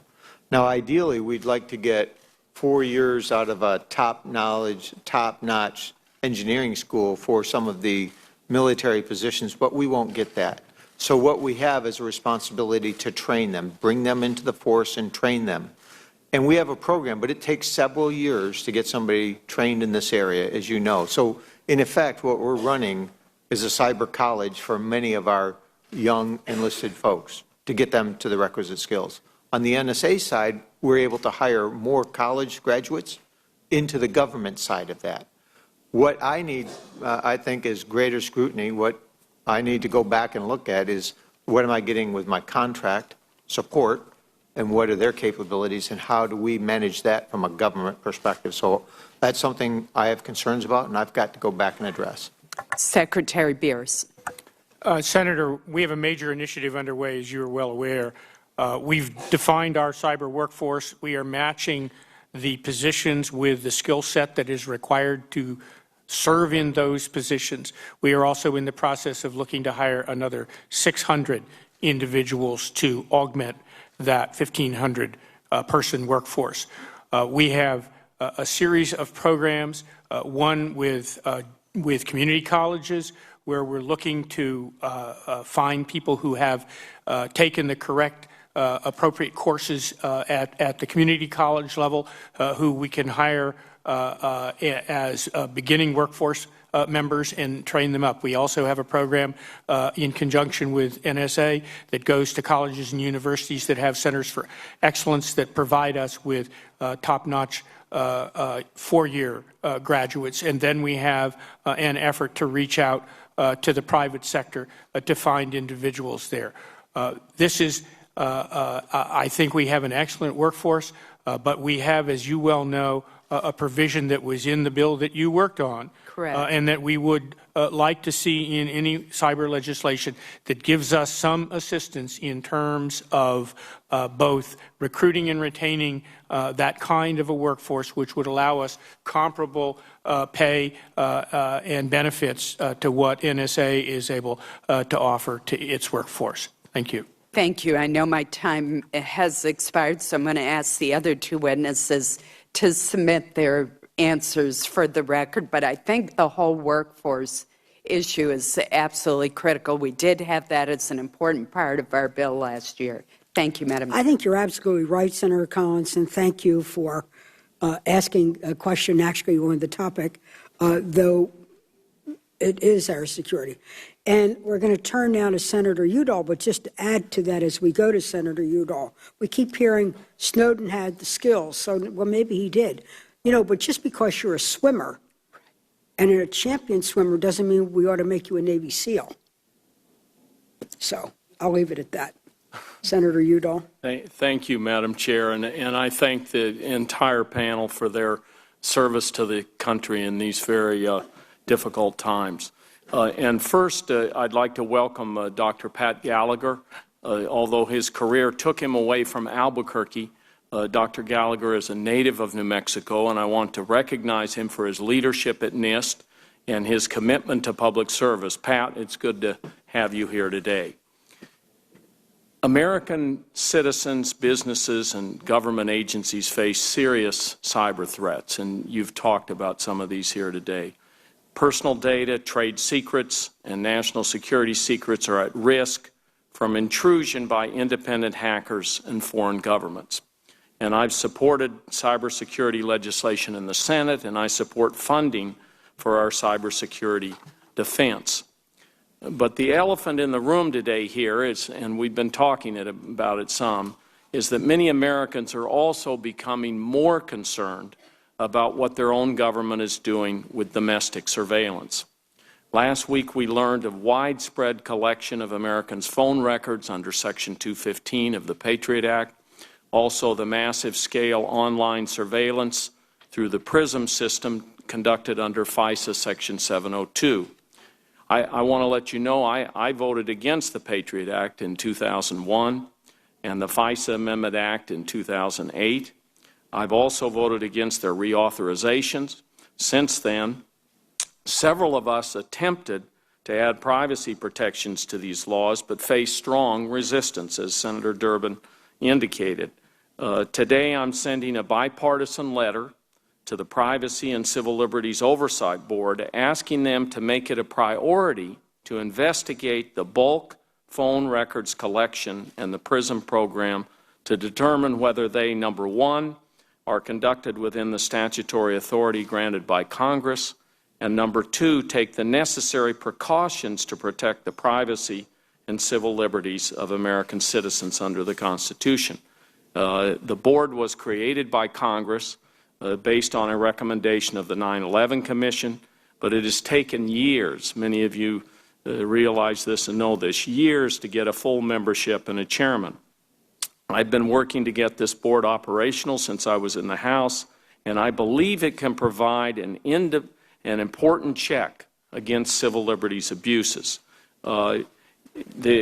Richard Clark, who was the counterterrorism aide under 3 presidents, I believe, just wrote an article recently on this and suggested we wouldn't have the problems today if we had stood up this board much more quickly. General Alexander, will the NSA cooperate with any investigation conducted by the Privacy and Civil Liberties Oversight Board into the agency's collection and analysis programs? Senator, we will, and I think, in fact, we met, or my deputy met with the board yesterday and actually briefed them for a couple of hours on both programs so that they understood. And I think, I don't know if you've gotten feedback from that, but from my understanding is I think it went well. I think you bring up a very important point here because I do think what we're doing does protect American civil liberties and privacy. The issue is, to date, we've not been able to explain it because it's classified. So that issue is something that we're wrestling with. How do we explain this and still keep this nation secure? That's the issue that we have in front of us. And so you know that this was something that was debated vigorously in Congress, both the House and the Senate, within the administration, and now works for the court. So when you look at this, this is not us doing something under the covers. This is what we're doing on behalf of all of us for the good of this country.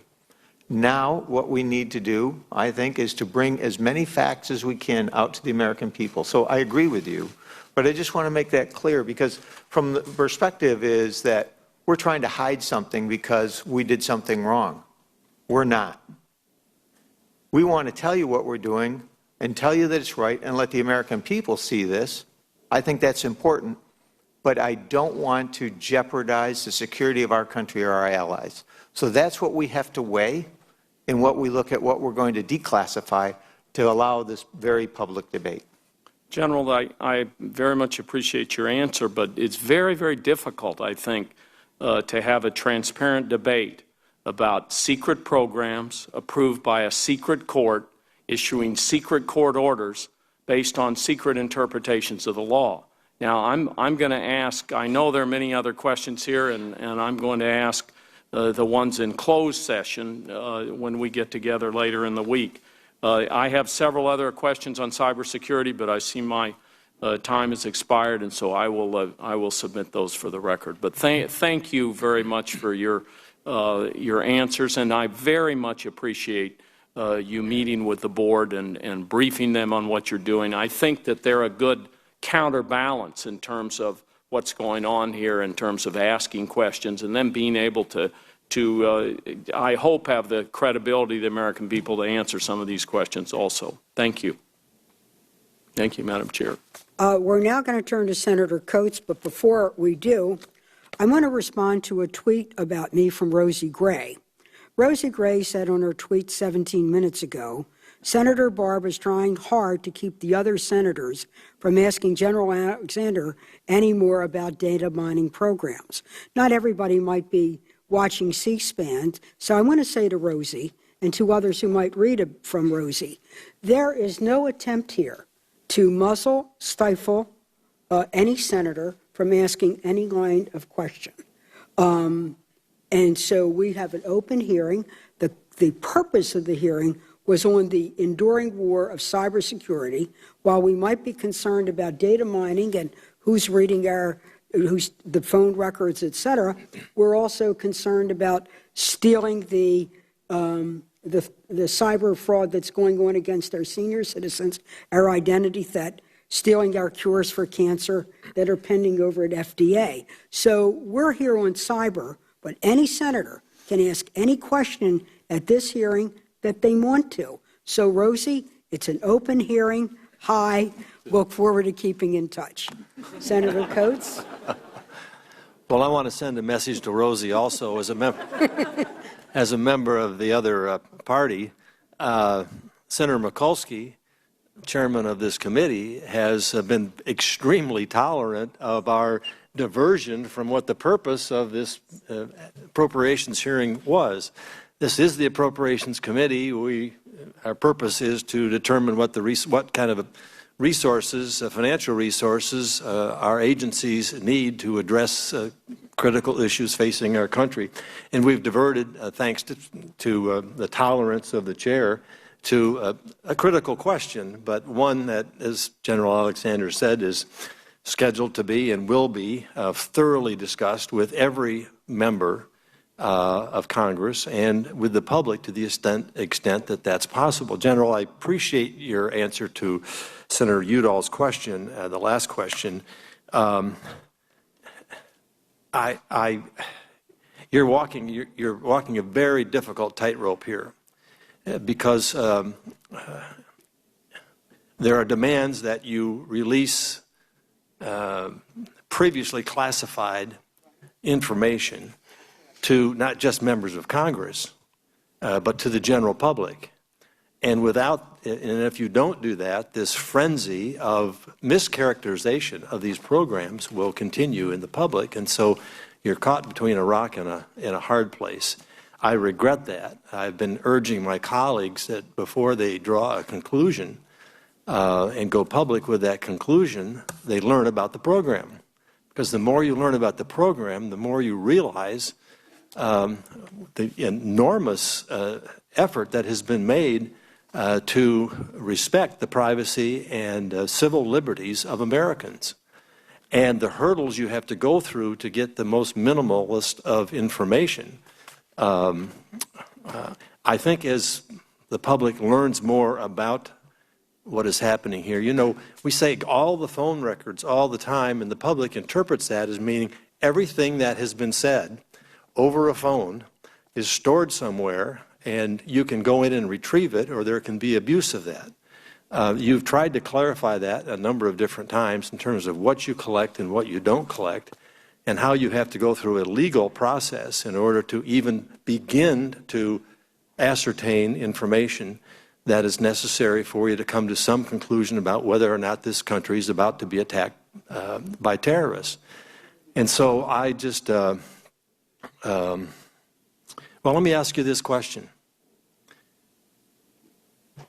Given the fact that this issue has swept across the country, and we're in a position where we have to disclose more about it in order to calm the public misperception of what it is, are there consequences? Do we have to look at both sides of this question? One, being transparent, addressing civil liberties, but two, the importance of keeping some missions and some activities in a classified manner so that those that are intending to do us harm don't learn about this and therefore make adjustments to bypass the very methods that we have to potentially prevent a serious attack against the United States. I'd like you to address that question, particularly in relationship to what you said about 911 and what perhaps we had had these programs in place at the time, we could have prevented that, and a little bit more about the consequences of our simply, as some have suggested, open this up for the whole world. And the whole world means a lot of people sitting in places where they're trying to determine how they can best attack the United States. Senator, thank you for the question, because that is my concern. Great harm has already been done by opening this up. And the consequence, I believe, is our security is jeopardized. There is no doubt in my mind that we will lose capabilities as a result of this, and that not only the United States, but those allies that we have helped will no longer be as safe as they were 2 weeks ago. So I am really concerned about that. I'm also concerned that as we go forward, we now know that some of this has been released. So what does it make sense to explain to the American people so they have confidence that their government is doing the right thing? Because I believe we are, and we have to show them that. And you said it right. We have great people working under extremely difficult conditions to ensure the security of this nation and protect our civil liberties and privacy. They do a great job.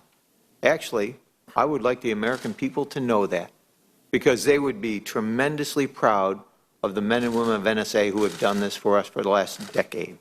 It is a great story.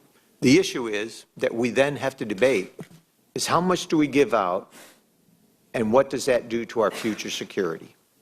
That's where the real debate is going to take place, because that's the issue that is now before us. There is water, broken glass, and everything else on the floor. We now can look at that, but what we're going to have to do as a nation going forward is saying, what can we do? And that's where Congress, I believe, has to stand up on behalf of the American people. Some of these are still going to be classified and should be, because if we tell the terrorists every way that we're going to track them, they will get through and Americans will die. That's wrong. And our allies, we've got to come up with a way of doing this. And you know, I thought the great part about this program was that we brought Congress, the administration, and the courts all together. We did that. That's what our government stands for, under the same Constitution. We follow that Constitution. We swear an oath to it. So I am concerned, and I think we have to balance that. I will not. I would rather take a public meeting and people think I'm hiding something than to jeopardize the security of this country. Now, having said that, some of this is out there, and it is right that we have that debate. And so what makes sense to put out there so that people will know that what we're doing is right, we ought to do that. And I think that that part will be good for the country. And there's other parts that I think you need to weigh in and say, but don't do that. And that's where you, the administration, and potentially the courts ought to come together and say, so now what do we do? Thank you. Thank you. I appreciate that statement, and I think it should be made in the record and published across the nation. Senator Landrieu.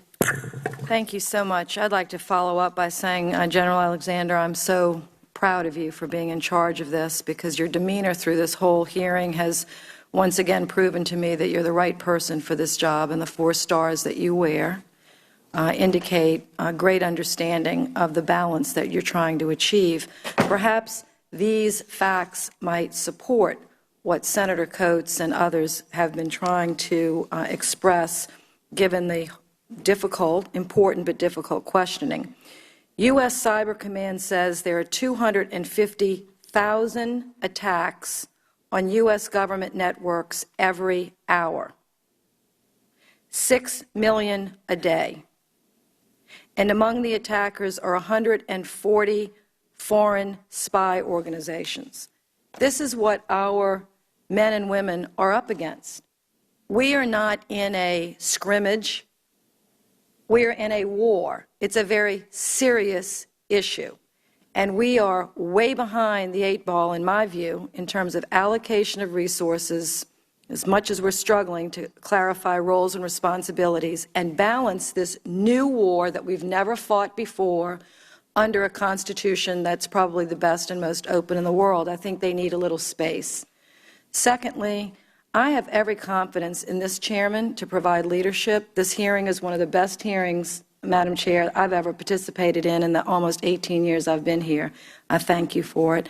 And I have great confidence in Senator Feinstein, who I don't think there's a member of the Senate on either party that would question her integrity on this issue as head of our Intelligence Committee, trying to balance the civil liberties representing the state of California, which probably has the strongest views on this on any state, and the military, which has been engaged in war since the beginning of time but never one like this. So I just want to say I am very proud of our military and very proud of you, General Alexander, and I hope that in the classified hearing that more of this can be brought to light, and I most certainly am going to be explaining this to my constituents in an appropriate, balanced way. But I want to say one other thing to you, Mr. Beers. Your staff is terrific. They briefed me privately yesterday on several briefings. I want to share this and then ask a question. When I asked them to sort of describe the scope of cybersecurity and the challenge before us, they said, well, Senator, somebody's described it like this. They said the Department of Defense is .mil. It's the Coke bottle cap, if you think about a Coke bottle. It's just the cap of the Coke bottle. The federal civilian government, which is .gov, is like the Coke bottle itself. And the companies and citizens, which is .com, is the entire room the bottle is in. So while all the questions are being peppered right now to the top of this Coke bottle, Madam Chair, the room that we're in is the battleground that we're fighting in. And it takes huge resources and an unbelievable amount of commitment and compromise between the government and the private sector. So what I want to ask the Secretary of Homeland, since that's, and I'm very proud to be the chair of the committee, when the President issued his executive order on improving critical infrastructure cybersecurity, it requires not only you, Mr. Secretary, but Commerce, Treasury is not here, to come up with a report. That report is actually due today. It's 120 days from it. Do you have the report? Can you comment about, if you don't have it, when you're going to have it, and one or two of the top findings in that report that you're going to be giving to Congress, I hope sometime soon? Senator, yes, the report is done. The report has been sent to OMB in the White House. I trust that Commerce and Treasury have also submitted their report on incentives. It will be subjected by OMB to an interagency process, and at the end of the process, the expectation is to release it to you all in the private sector for comment. What we want out of this is to pull together, and we've had workshops to talk about incentives. We had one, last week in Pittsburgh, to draw in the private sector to give us their ideas about incentives to have critical infrastructure adopt the cybersecurity framework. That report will cover such things as insurance as a possibility. It will cover such things as certification with some liability protections as a possibility. These are all still ideas that are in a formative stage, and I don't think it's appropriate at this point to make those initial reports public, but the intention of the administration is to make those reports public to you, the Congress, and to the private sector. But not because they're secret, it's because they're incomplete. Is that correct?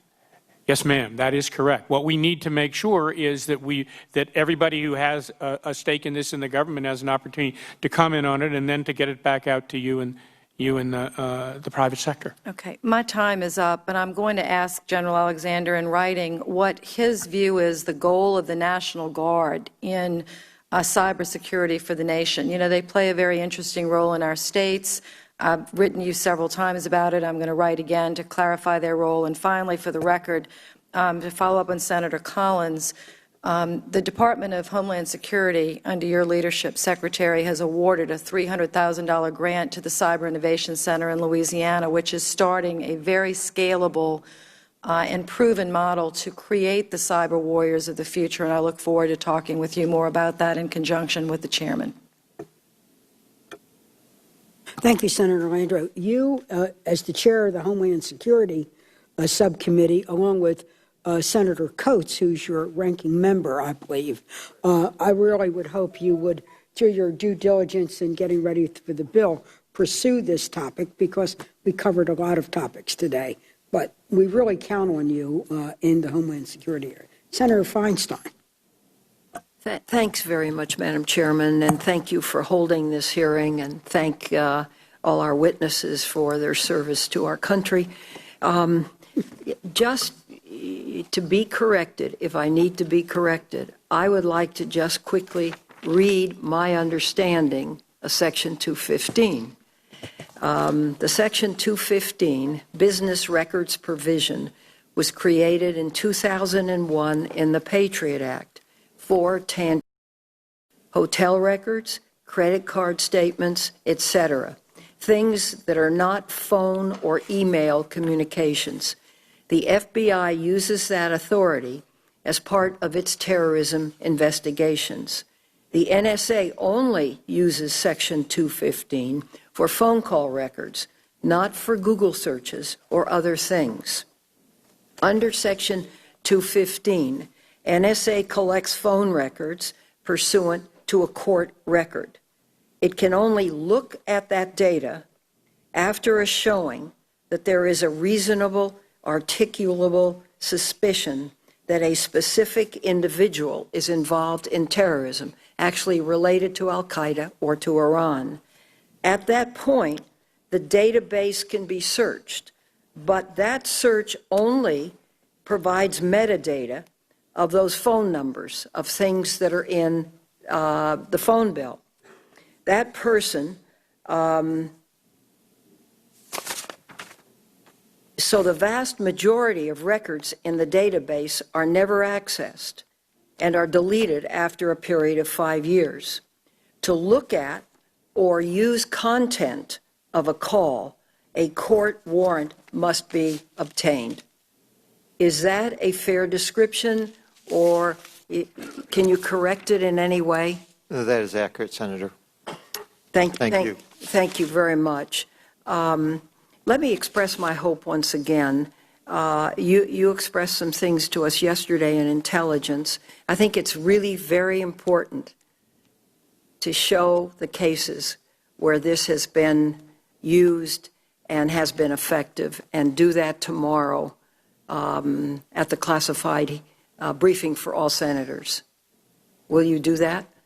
Senator, we're going to bring those. We'll bring a layout of all those that have happened, and we'll work with the interagency as quickly as possible so that the aggregate numbers can be released by you and others so that the nation knows how much this is really done to protect us and our allies. Good. So we'll do both. That's appreciated. Now let me go to cyber. As you know, the vice chairman of our committee, Saxby Chambliss, with whom I work closely, we have been sitting down trying to forge a consensus information sharing bill in cyber. Senator Coates, Senator Collins, Senator Mikulski are all members of this committee.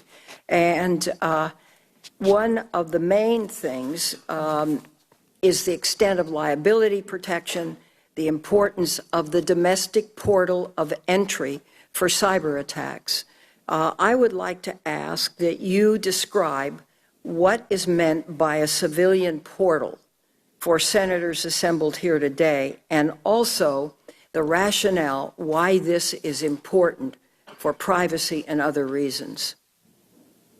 Senator, thanks for that question. The reason, from my perspective, of a portal through one of the civilian infrastructures is so the nation knows that somebody's not going directly to an intelligence or a military thing with secret information, but rather give it to, for example, DHS, and it can be pushed to FBI and NSA Cyber Command because we all see the data at the same time, and the public will have great confidence that what we're doing is exactly right. Or send it to FBI, depending on the type, and then FBI can shoot it to both of us. So you have a way of doing this. I think that's critical, given the discussion that we have on the other parts, is that the American people know that we are being transparent. We don't look at our cyber infrastructure to know what's going into Wall Street, as an example. And so if there is an attack on Wall Street, I won't see it until afterwards. And so think of that as a missile coming into Wall Street. The people that do see it, like the internet service providers, could tell us that. Could. But there is no guarantee, and there's no quick way of doing that.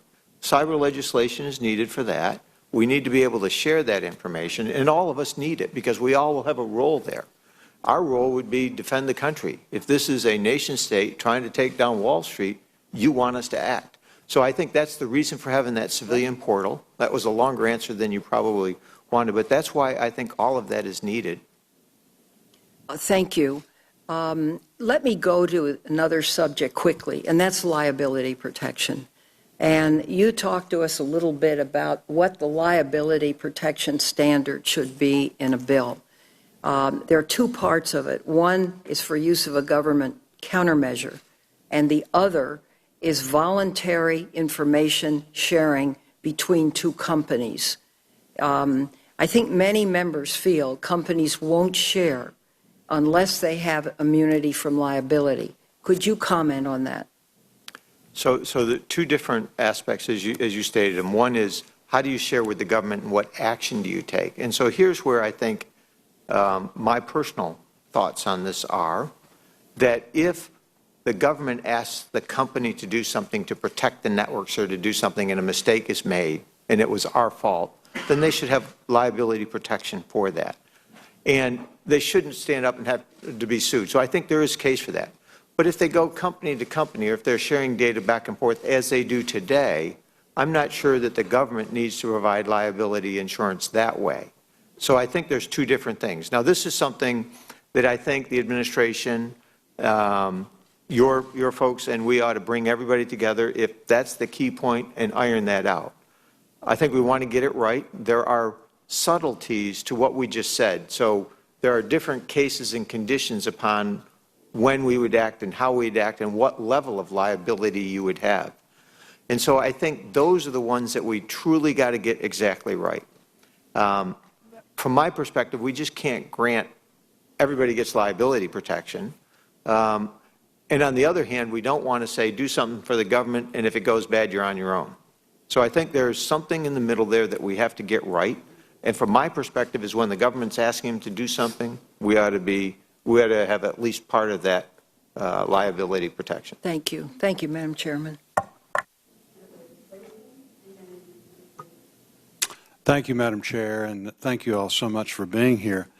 I do have some questions about the situation we're in, but I think what I'd like to do is wait until we get into the classified. I think you've said about as much as you could say in a setting like this. I do think that the senator from Nebraska, though, raised an important consideration that we're probably not talking about enough. I think by any standards, this is a very far-reaching program that really does have tremendous implication to the general public. And having the military, and as he said, your record is exemplary. You're a tremendous American. My dad did 20 years active duty, and I'll do anything I can to help you all in that regard.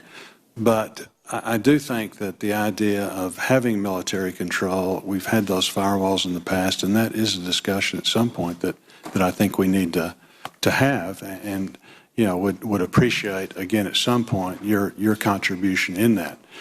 But I do think that that's very, very important, and like I say, we're not talking about that. In regard to cybersecurity, Secretary McFeely, what are the top countries, and you can chime in on this also, General, what are the top countries that are paying us? Who's involved in this?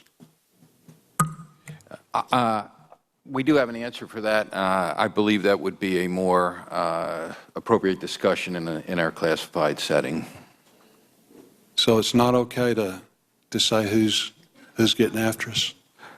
I don't believe in this setting, based on the fact that our information and our assessment is based on our classified work. I don't believe that. I think I would be overstepping a line. Okay. You mentioned in your testimony the FBI's collaboration with state and local law enforcement. Again, it's hard for them to deal with this. This is something that they're not most of the time equipped to do. Do you feel that the federal government, specifically the FBI, is doing enough to aid our local, state and local departments when they're faced with a cyber attack? You mean specific governments, or are we working with state and local law enforcement? Yes, state and local law enforcement. So I think the short answer to that is no, but I'm happy to report that we have, I believe, a working plan moving forward. About 2 months ago, we met with various associations representing police and sheriffs and investigators at the state and local side. And through conversation, going through really a discussion of where law enforcement is with the cyber threat, we realized collectively that information is not flowing down to the state and local departments, and even in the instances where it was, they did not have the capability or the level of competence to even address it. We decided that we needed to address that. We have worked a pilot plan out, and it's going to be the centerpiece of this will be the Internet Crime Complaint Center, where we literally get thousands of complaints in a year from people who've been defrauded over the Internet. Most of the complaints that come in do not meet federal prosecutive guidelines. In other words, it's not something that a United States Attorney's Office would routinely prosecute, and it's not something, and because this is these are fraud-type complaints, either the FBI or Secret Service would routinely investigate. But because state and local's competence level is not at the level where it should be, it's just simply falling off. What, I couldn't hear your word to Senator Boozman. They're competent. I couldn't hear you. Are you saying confidence or competence? Competence. Technical capabilities. That was hard. So what we've worked out is a pilot project where we are going to package up these types of threats and actually disseminate them direct to the major departments where the victims are located. At the same time, we're going to increase our outreach to state and local law enforcement and give them the tools and the training that they need to get them up to that level of technical competence that they need. Good, thank you.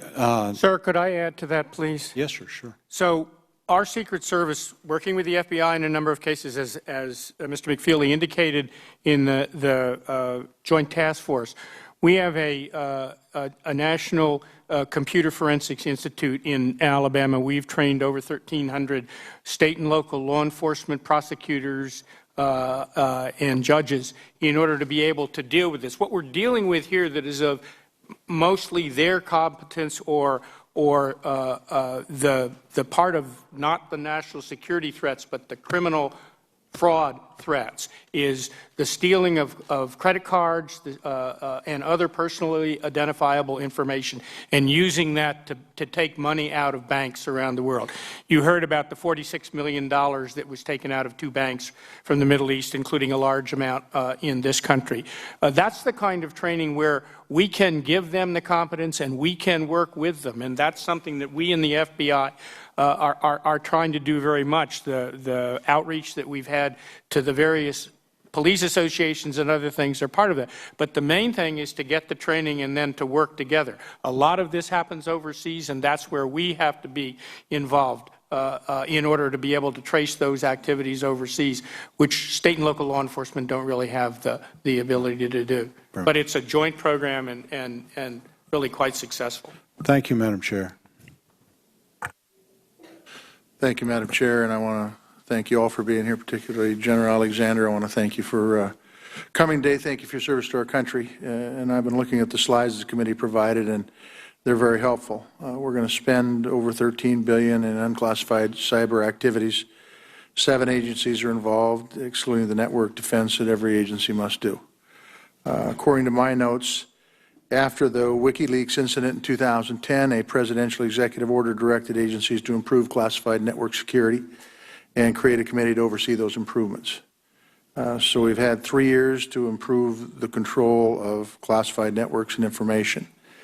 Whatever one thinks of Edward Snowden, it looks to me as if we've also got a big problem that is internal, not external. So you tell me that the President has requested $13 billion in cyber spending for FY14, and yet a contractor, not even somebody who's accountable to your chain of command or anyone else in the government, is able to get his hands on a copy of a FISA court order allowing the collection of metadata from Verizon. How on earth does this happen? And why does a contractor have access to information that we're spending $13 billion to prevent outsiders from getting their hands on? So that's one of the grave concerns we both have, in that in our networks, the system administration of those networks, the IT infrastructure, was outsourced about 14 years ago to push more of our work out to contractors. As a consequence, many in government, not just us, have system administrators who are contractors working and running our networks. Now, they don't have total visibility of the network, but they get key parts to it. And in this case, this individual was a system administrator with access to key parts of the network. So we've got to address that. That is of serious concern to us and something that we have to fix. I mean, from your perspective, do you anticipate a recommendation coming forward that this work be done in-house instead of contracting? Senator, I'm not prepared to make that statement yet. I don't want to react because there are good contractors out there that are doing a good job. I think what we have to do is come back and perhaps look at the oversight mechanism that we have, the checks and balances that are in the system, the automated checks and balances that exist, and what we can do to improve those. As you may know, what the department is going through in the joint information environment would greatly assist in protecting this data. So going to what we call JIE is a huge step in the right direction. I think those cloud security and encrypting data is things that we can and should do, but that's going to take time. I don't want to mislead you. This is a significant effort for the Defense Department to move to, but it's one that I know I've personally talked to the Secretary on and the Chairman. We're pushing this. It is the right way to go. I wish we had it. I wish we'd go back in time. NSA is doing the same. Financial services. I'm told by folks that I deal with on a banking committee that almost every night somebody's trying to hack their system. Do you have the mechanism by which you can follow up if a bank gave you an IP address that they think that is doing the problem? And if it's not the right question for you, General, you can ship it any way you want. Or do you not have the mechanism to be able to follow up? So we do as a team, the team here, almost for assuredly, if it's a criminal or other, it would go start with the FBI being in the team. We may have people on the team. If the FBI saw this was a foreign one, they would tip that over to us. So we act as a part. DHS has a key role in that team to see what it is, and we've made great progress in bringing that team together. Bottom line to your answer is someone on this team would take it. Normally, that leadership would probably be, in the cases you described it, FBI with DHS and us. Just tell me. Sir, on that, we gave out 200,000 IP addresses to individuals within this country, to the banks, excuse me, to block when those distributed denial of services attacks. Some of those were overseas. We also sent them to friendly governments overseas. So as a matter of course, we do this on a regular basis as part of this tripartite team. Okay, so let me ask you this. If a bank comes to you with an IP address that they believe is trying to hack their system, do you guys follow up on that? In exactly the same way. The three of us, the three agencies that we represent, go and provide some forensic assistance with respect to that particular incident, and then we provide a larger mitigation message out to the rest of the community so that particular form of attack can't be replicated. Then do you go back to the bank that's initiated this investigation and tell them what you've done? We do, and when we put out the information, we don't necessarily indicate which bank was affected. We anonymize that information unless that particular firm wants it public. Okay, so when a bank comes up to me and says, look, we give them IP addresses and they don't follow up on it, you would classify it as being baloney? Sir, I can't speak to each and every one of those instances, but what I'm telling you is what the proposal, the way we work as a team in order to try to do that. And if there's a bank that's spoken to you about this, we would be happy to get back to them if they're prepared for you to tell me about that. I don't know that they are, but maybe they are. I can't say, but there's actually multiple banks have talked to me about that. So I just want to say thank you very much. I will tell you that there's been a lot of if I might editorialize just for a second, Madam Chair, there's been a lot of concern about what's happened in the last couple of weeks. And I don't serve on the Intel Committee. I do serve on Homeland Security, but I don't serve on Intel. And I will tell you that I think it's positive for this country to be having the discussion we're having. And there may be some negatives involved here, but I think it's positive to have the discussion so that we're thinking about civil liberties and we're thinking about freedom as it revolves to our national security. And you guys all have a tough job, but we will get through this, and hopefully we'll secure both our security and our freedoms when this is done. Thank you very much. Madam Chairman, thank you very much for having this hearing. Is Baloney a Montana firm, a name or number? I was being very nice. I was going to refer to cow excrement here, but we were lucky. Again, thank you so much for having this hearing. Let me just start by saying that I think our nation's most important cybersecurity resource is its cyber workforce. Without the right people using it, even the most sophisticated technology is really only of limited use. That's why I think it's important that we successfully identify, recruit, and train cyber workforce to form the foundation of any of our national cybersecurity plan. DHS and NSA's Centers of Academic Excellence are really important tools in this effort. In my state, Washington State, hosts a number of these Centers of Excellence. We have the Information Assurance Education Centers at the UW-Tacoma and UW-Bothell.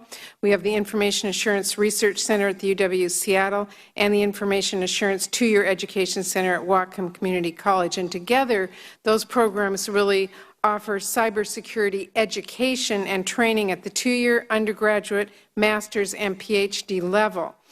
Secretary Beers and General Alexander, if you could comment on how you think these centers of excellence play into your respective cyber hiring pipelines and workforce development programs, I'd love to hear your comments on that. Let me go first on that. We absolutely are dependent upon that form of education as a way to get qualified individuals into our workforce. We at DHS have an outreach program to community college generally, but also to these centers of excellence as well as to universities. The only comment that I would make is we don't have enough people around the country trained to do all the jobs that we in government and the private sector need to have done. And I think that's really one of the educational frontiers for this country, is to create that kind of a workforce for all of us. So that's certainly something that we support very much at DHS. General, you want to comment? Senator, thank you for that question, because that is a huge program that we do with over 140 different schools collectively between DHS, NSA, and the curriculums that we set up there with those schools. This is not just you get a thing and you go do it. They actually set up a curriculum that helps ensure that the students that are going through that will have the background we need in information assurance, and now in cyber operations, a new one. So there's double credentials that they can get, and I just encourage your schools. I know everybody's looking at that, and we're getting tremendous pressure. These are very difficult to get into. This is not something that we just grant. It's interesting because we got a number of schools to bring this forward. Some of them do not meet the qualifications and don't get that accreditation. So they work through that. We work with them. We have a great outreach. I think this is great for our country to build these kinds of people for both the military and civilian. We absolutely have to have that workforce. I agree. I know that a coherent national cybersecurity strategy really requires some cooperation. You've got to have collaboration between government, private industry, and academia. And as we saw with the development of the information economy and the Internet, clustering these universities and companies and the appropriate government agencies together offer some really great benefits. Within the cybersecurity industry, the South Puget Sound in my state, that region has sort of emerged as a leading cyber cluster, if you will. The unique and nationally recognized resources that region has to offer have really created a great environment for cybersecurity to really flourish. They have some really great stakeholders. They've got the Center for Information Assurance and Cybersecurity at the University of Washington.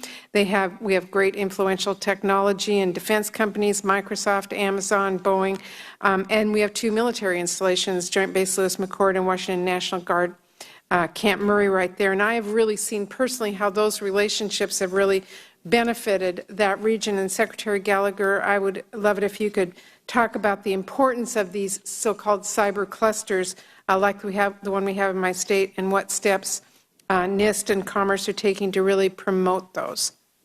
So the notion of clusters as a way of sort of creating this amplification effect that you talk about is broader even than just cybersecurity. In fact, it's a key part of our strategy in other areas like advanced manufacturing. And what tends to happen is you get sort of a critical mass where you have enough expertise that it creates an attracting and pooling, and that talent base really starts to create wins. So you attract the right kinds of companies and government agencies and academic programs. I think it has to be a key part of the cybersecurity education effort as well, because in the end you're talking about workforce development, and so you're going to have to bring together. It's one of the reasons the public-private partnerships are going to be such a key element here. We're seeing some of that already. Senator Mikulski provided a program funded through NIST, the National Cybersecurity Center of Excellence, which leverages Maryland and Virginia, which have also been looking at this sort of effect to bring in companies to work collaboratively on cybersecurity and create this tipping in effect that you so eloquently described that are part of clusters. Great. Well, I'm a big proponent of that. I am out of time, but I did want to submit a question about the National Guard. I think as we move forward, we're going to have to make sure that we are coordinating with them. They're going to be kind of our boots on the ground if there's ever an issue, and I'm hoping that we're doing the right things there. So, Madam Chairman, I'd like to just submit that question. Thank you very much, Senator, and we hope that through the respective subcommittees, there'll be follow-ups Right. that will go even deeper to this. And in terms of your clustering, we in Maryland feel we're at the epicenter of cybersecurity because we have the National Security headquartered there. We have the National Institutes of Standards headquartered there. We hope to have the FBI headquartered there. We have the University of Okay, Maryland. well, we'll take the Johns west side of Hopkins. the country. As well. But thank you very much. I think, Senator Shelby, did you want to say something, sir? I just have one last observation. I just want to thank the panel, all of you, for your service to the country, the way you've conducted yourself before you got here today, and what you've done here for the day for American. And I think it has to be said. We worked together a long time. Thank you, Madam Chair. Well said, Senator Shelby. If there are no further questions this afternoon, senators may submit additional questions for the committee's official record, and we request the witness's response within 30 days. As previously announced, and as part of our practice on security issues, we will now move to a closed briefing. Before we do, I would like to make some general closing comments. First of all, I really do want to thank the witnesses for participating. The hearing hasn't been quite the way we originally thought, but it was a good hearing. People do have a right to know.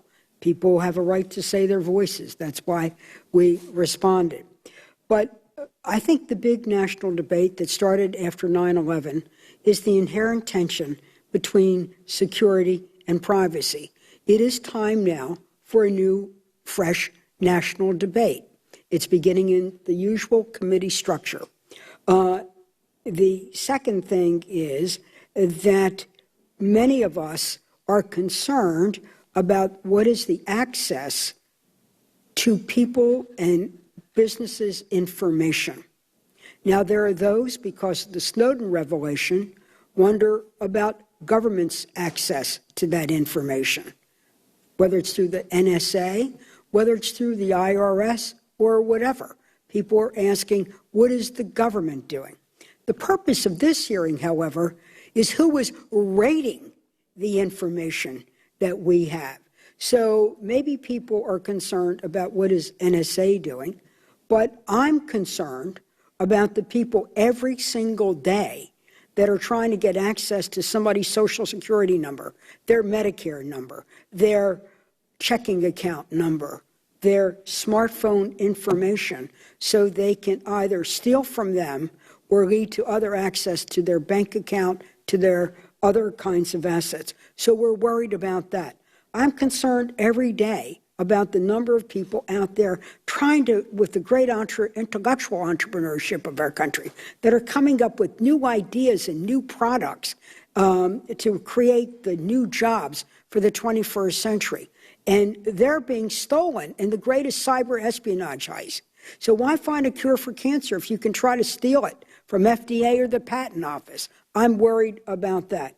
And then I worry about things like the grid. And I worry about access to those who are trying to raid the grid.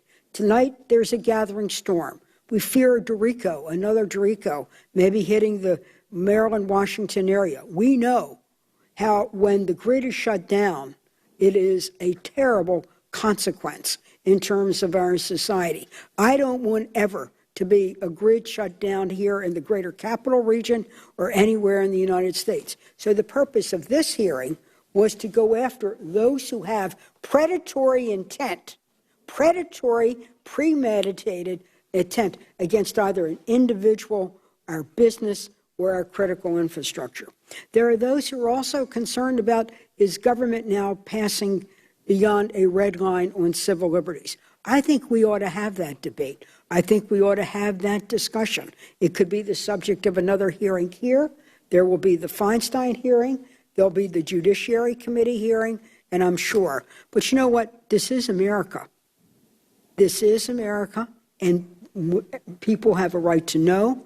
They have a right to have their public officials to explain this. So I think it's been a great hearing. So therefore, though, this committee will now stand in recess after the closed briefing until the morning of Thursday, June 20th, where we will vote on our spending allocations, and also take up the very important legislation of Veterans Affairs and our agricultural appropriations. This committee now stands in recess.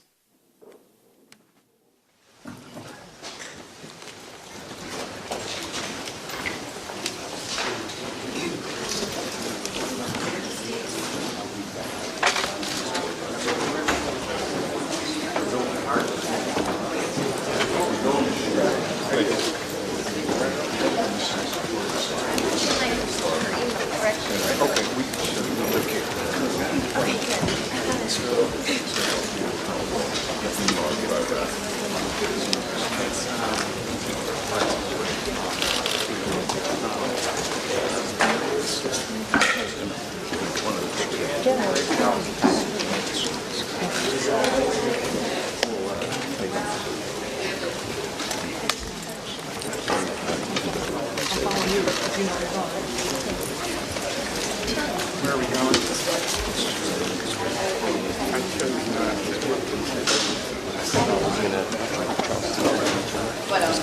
Hi, Rand. Hi. How are you? Busy. I'll walk in there with you. See you got. There you go. Good to see you.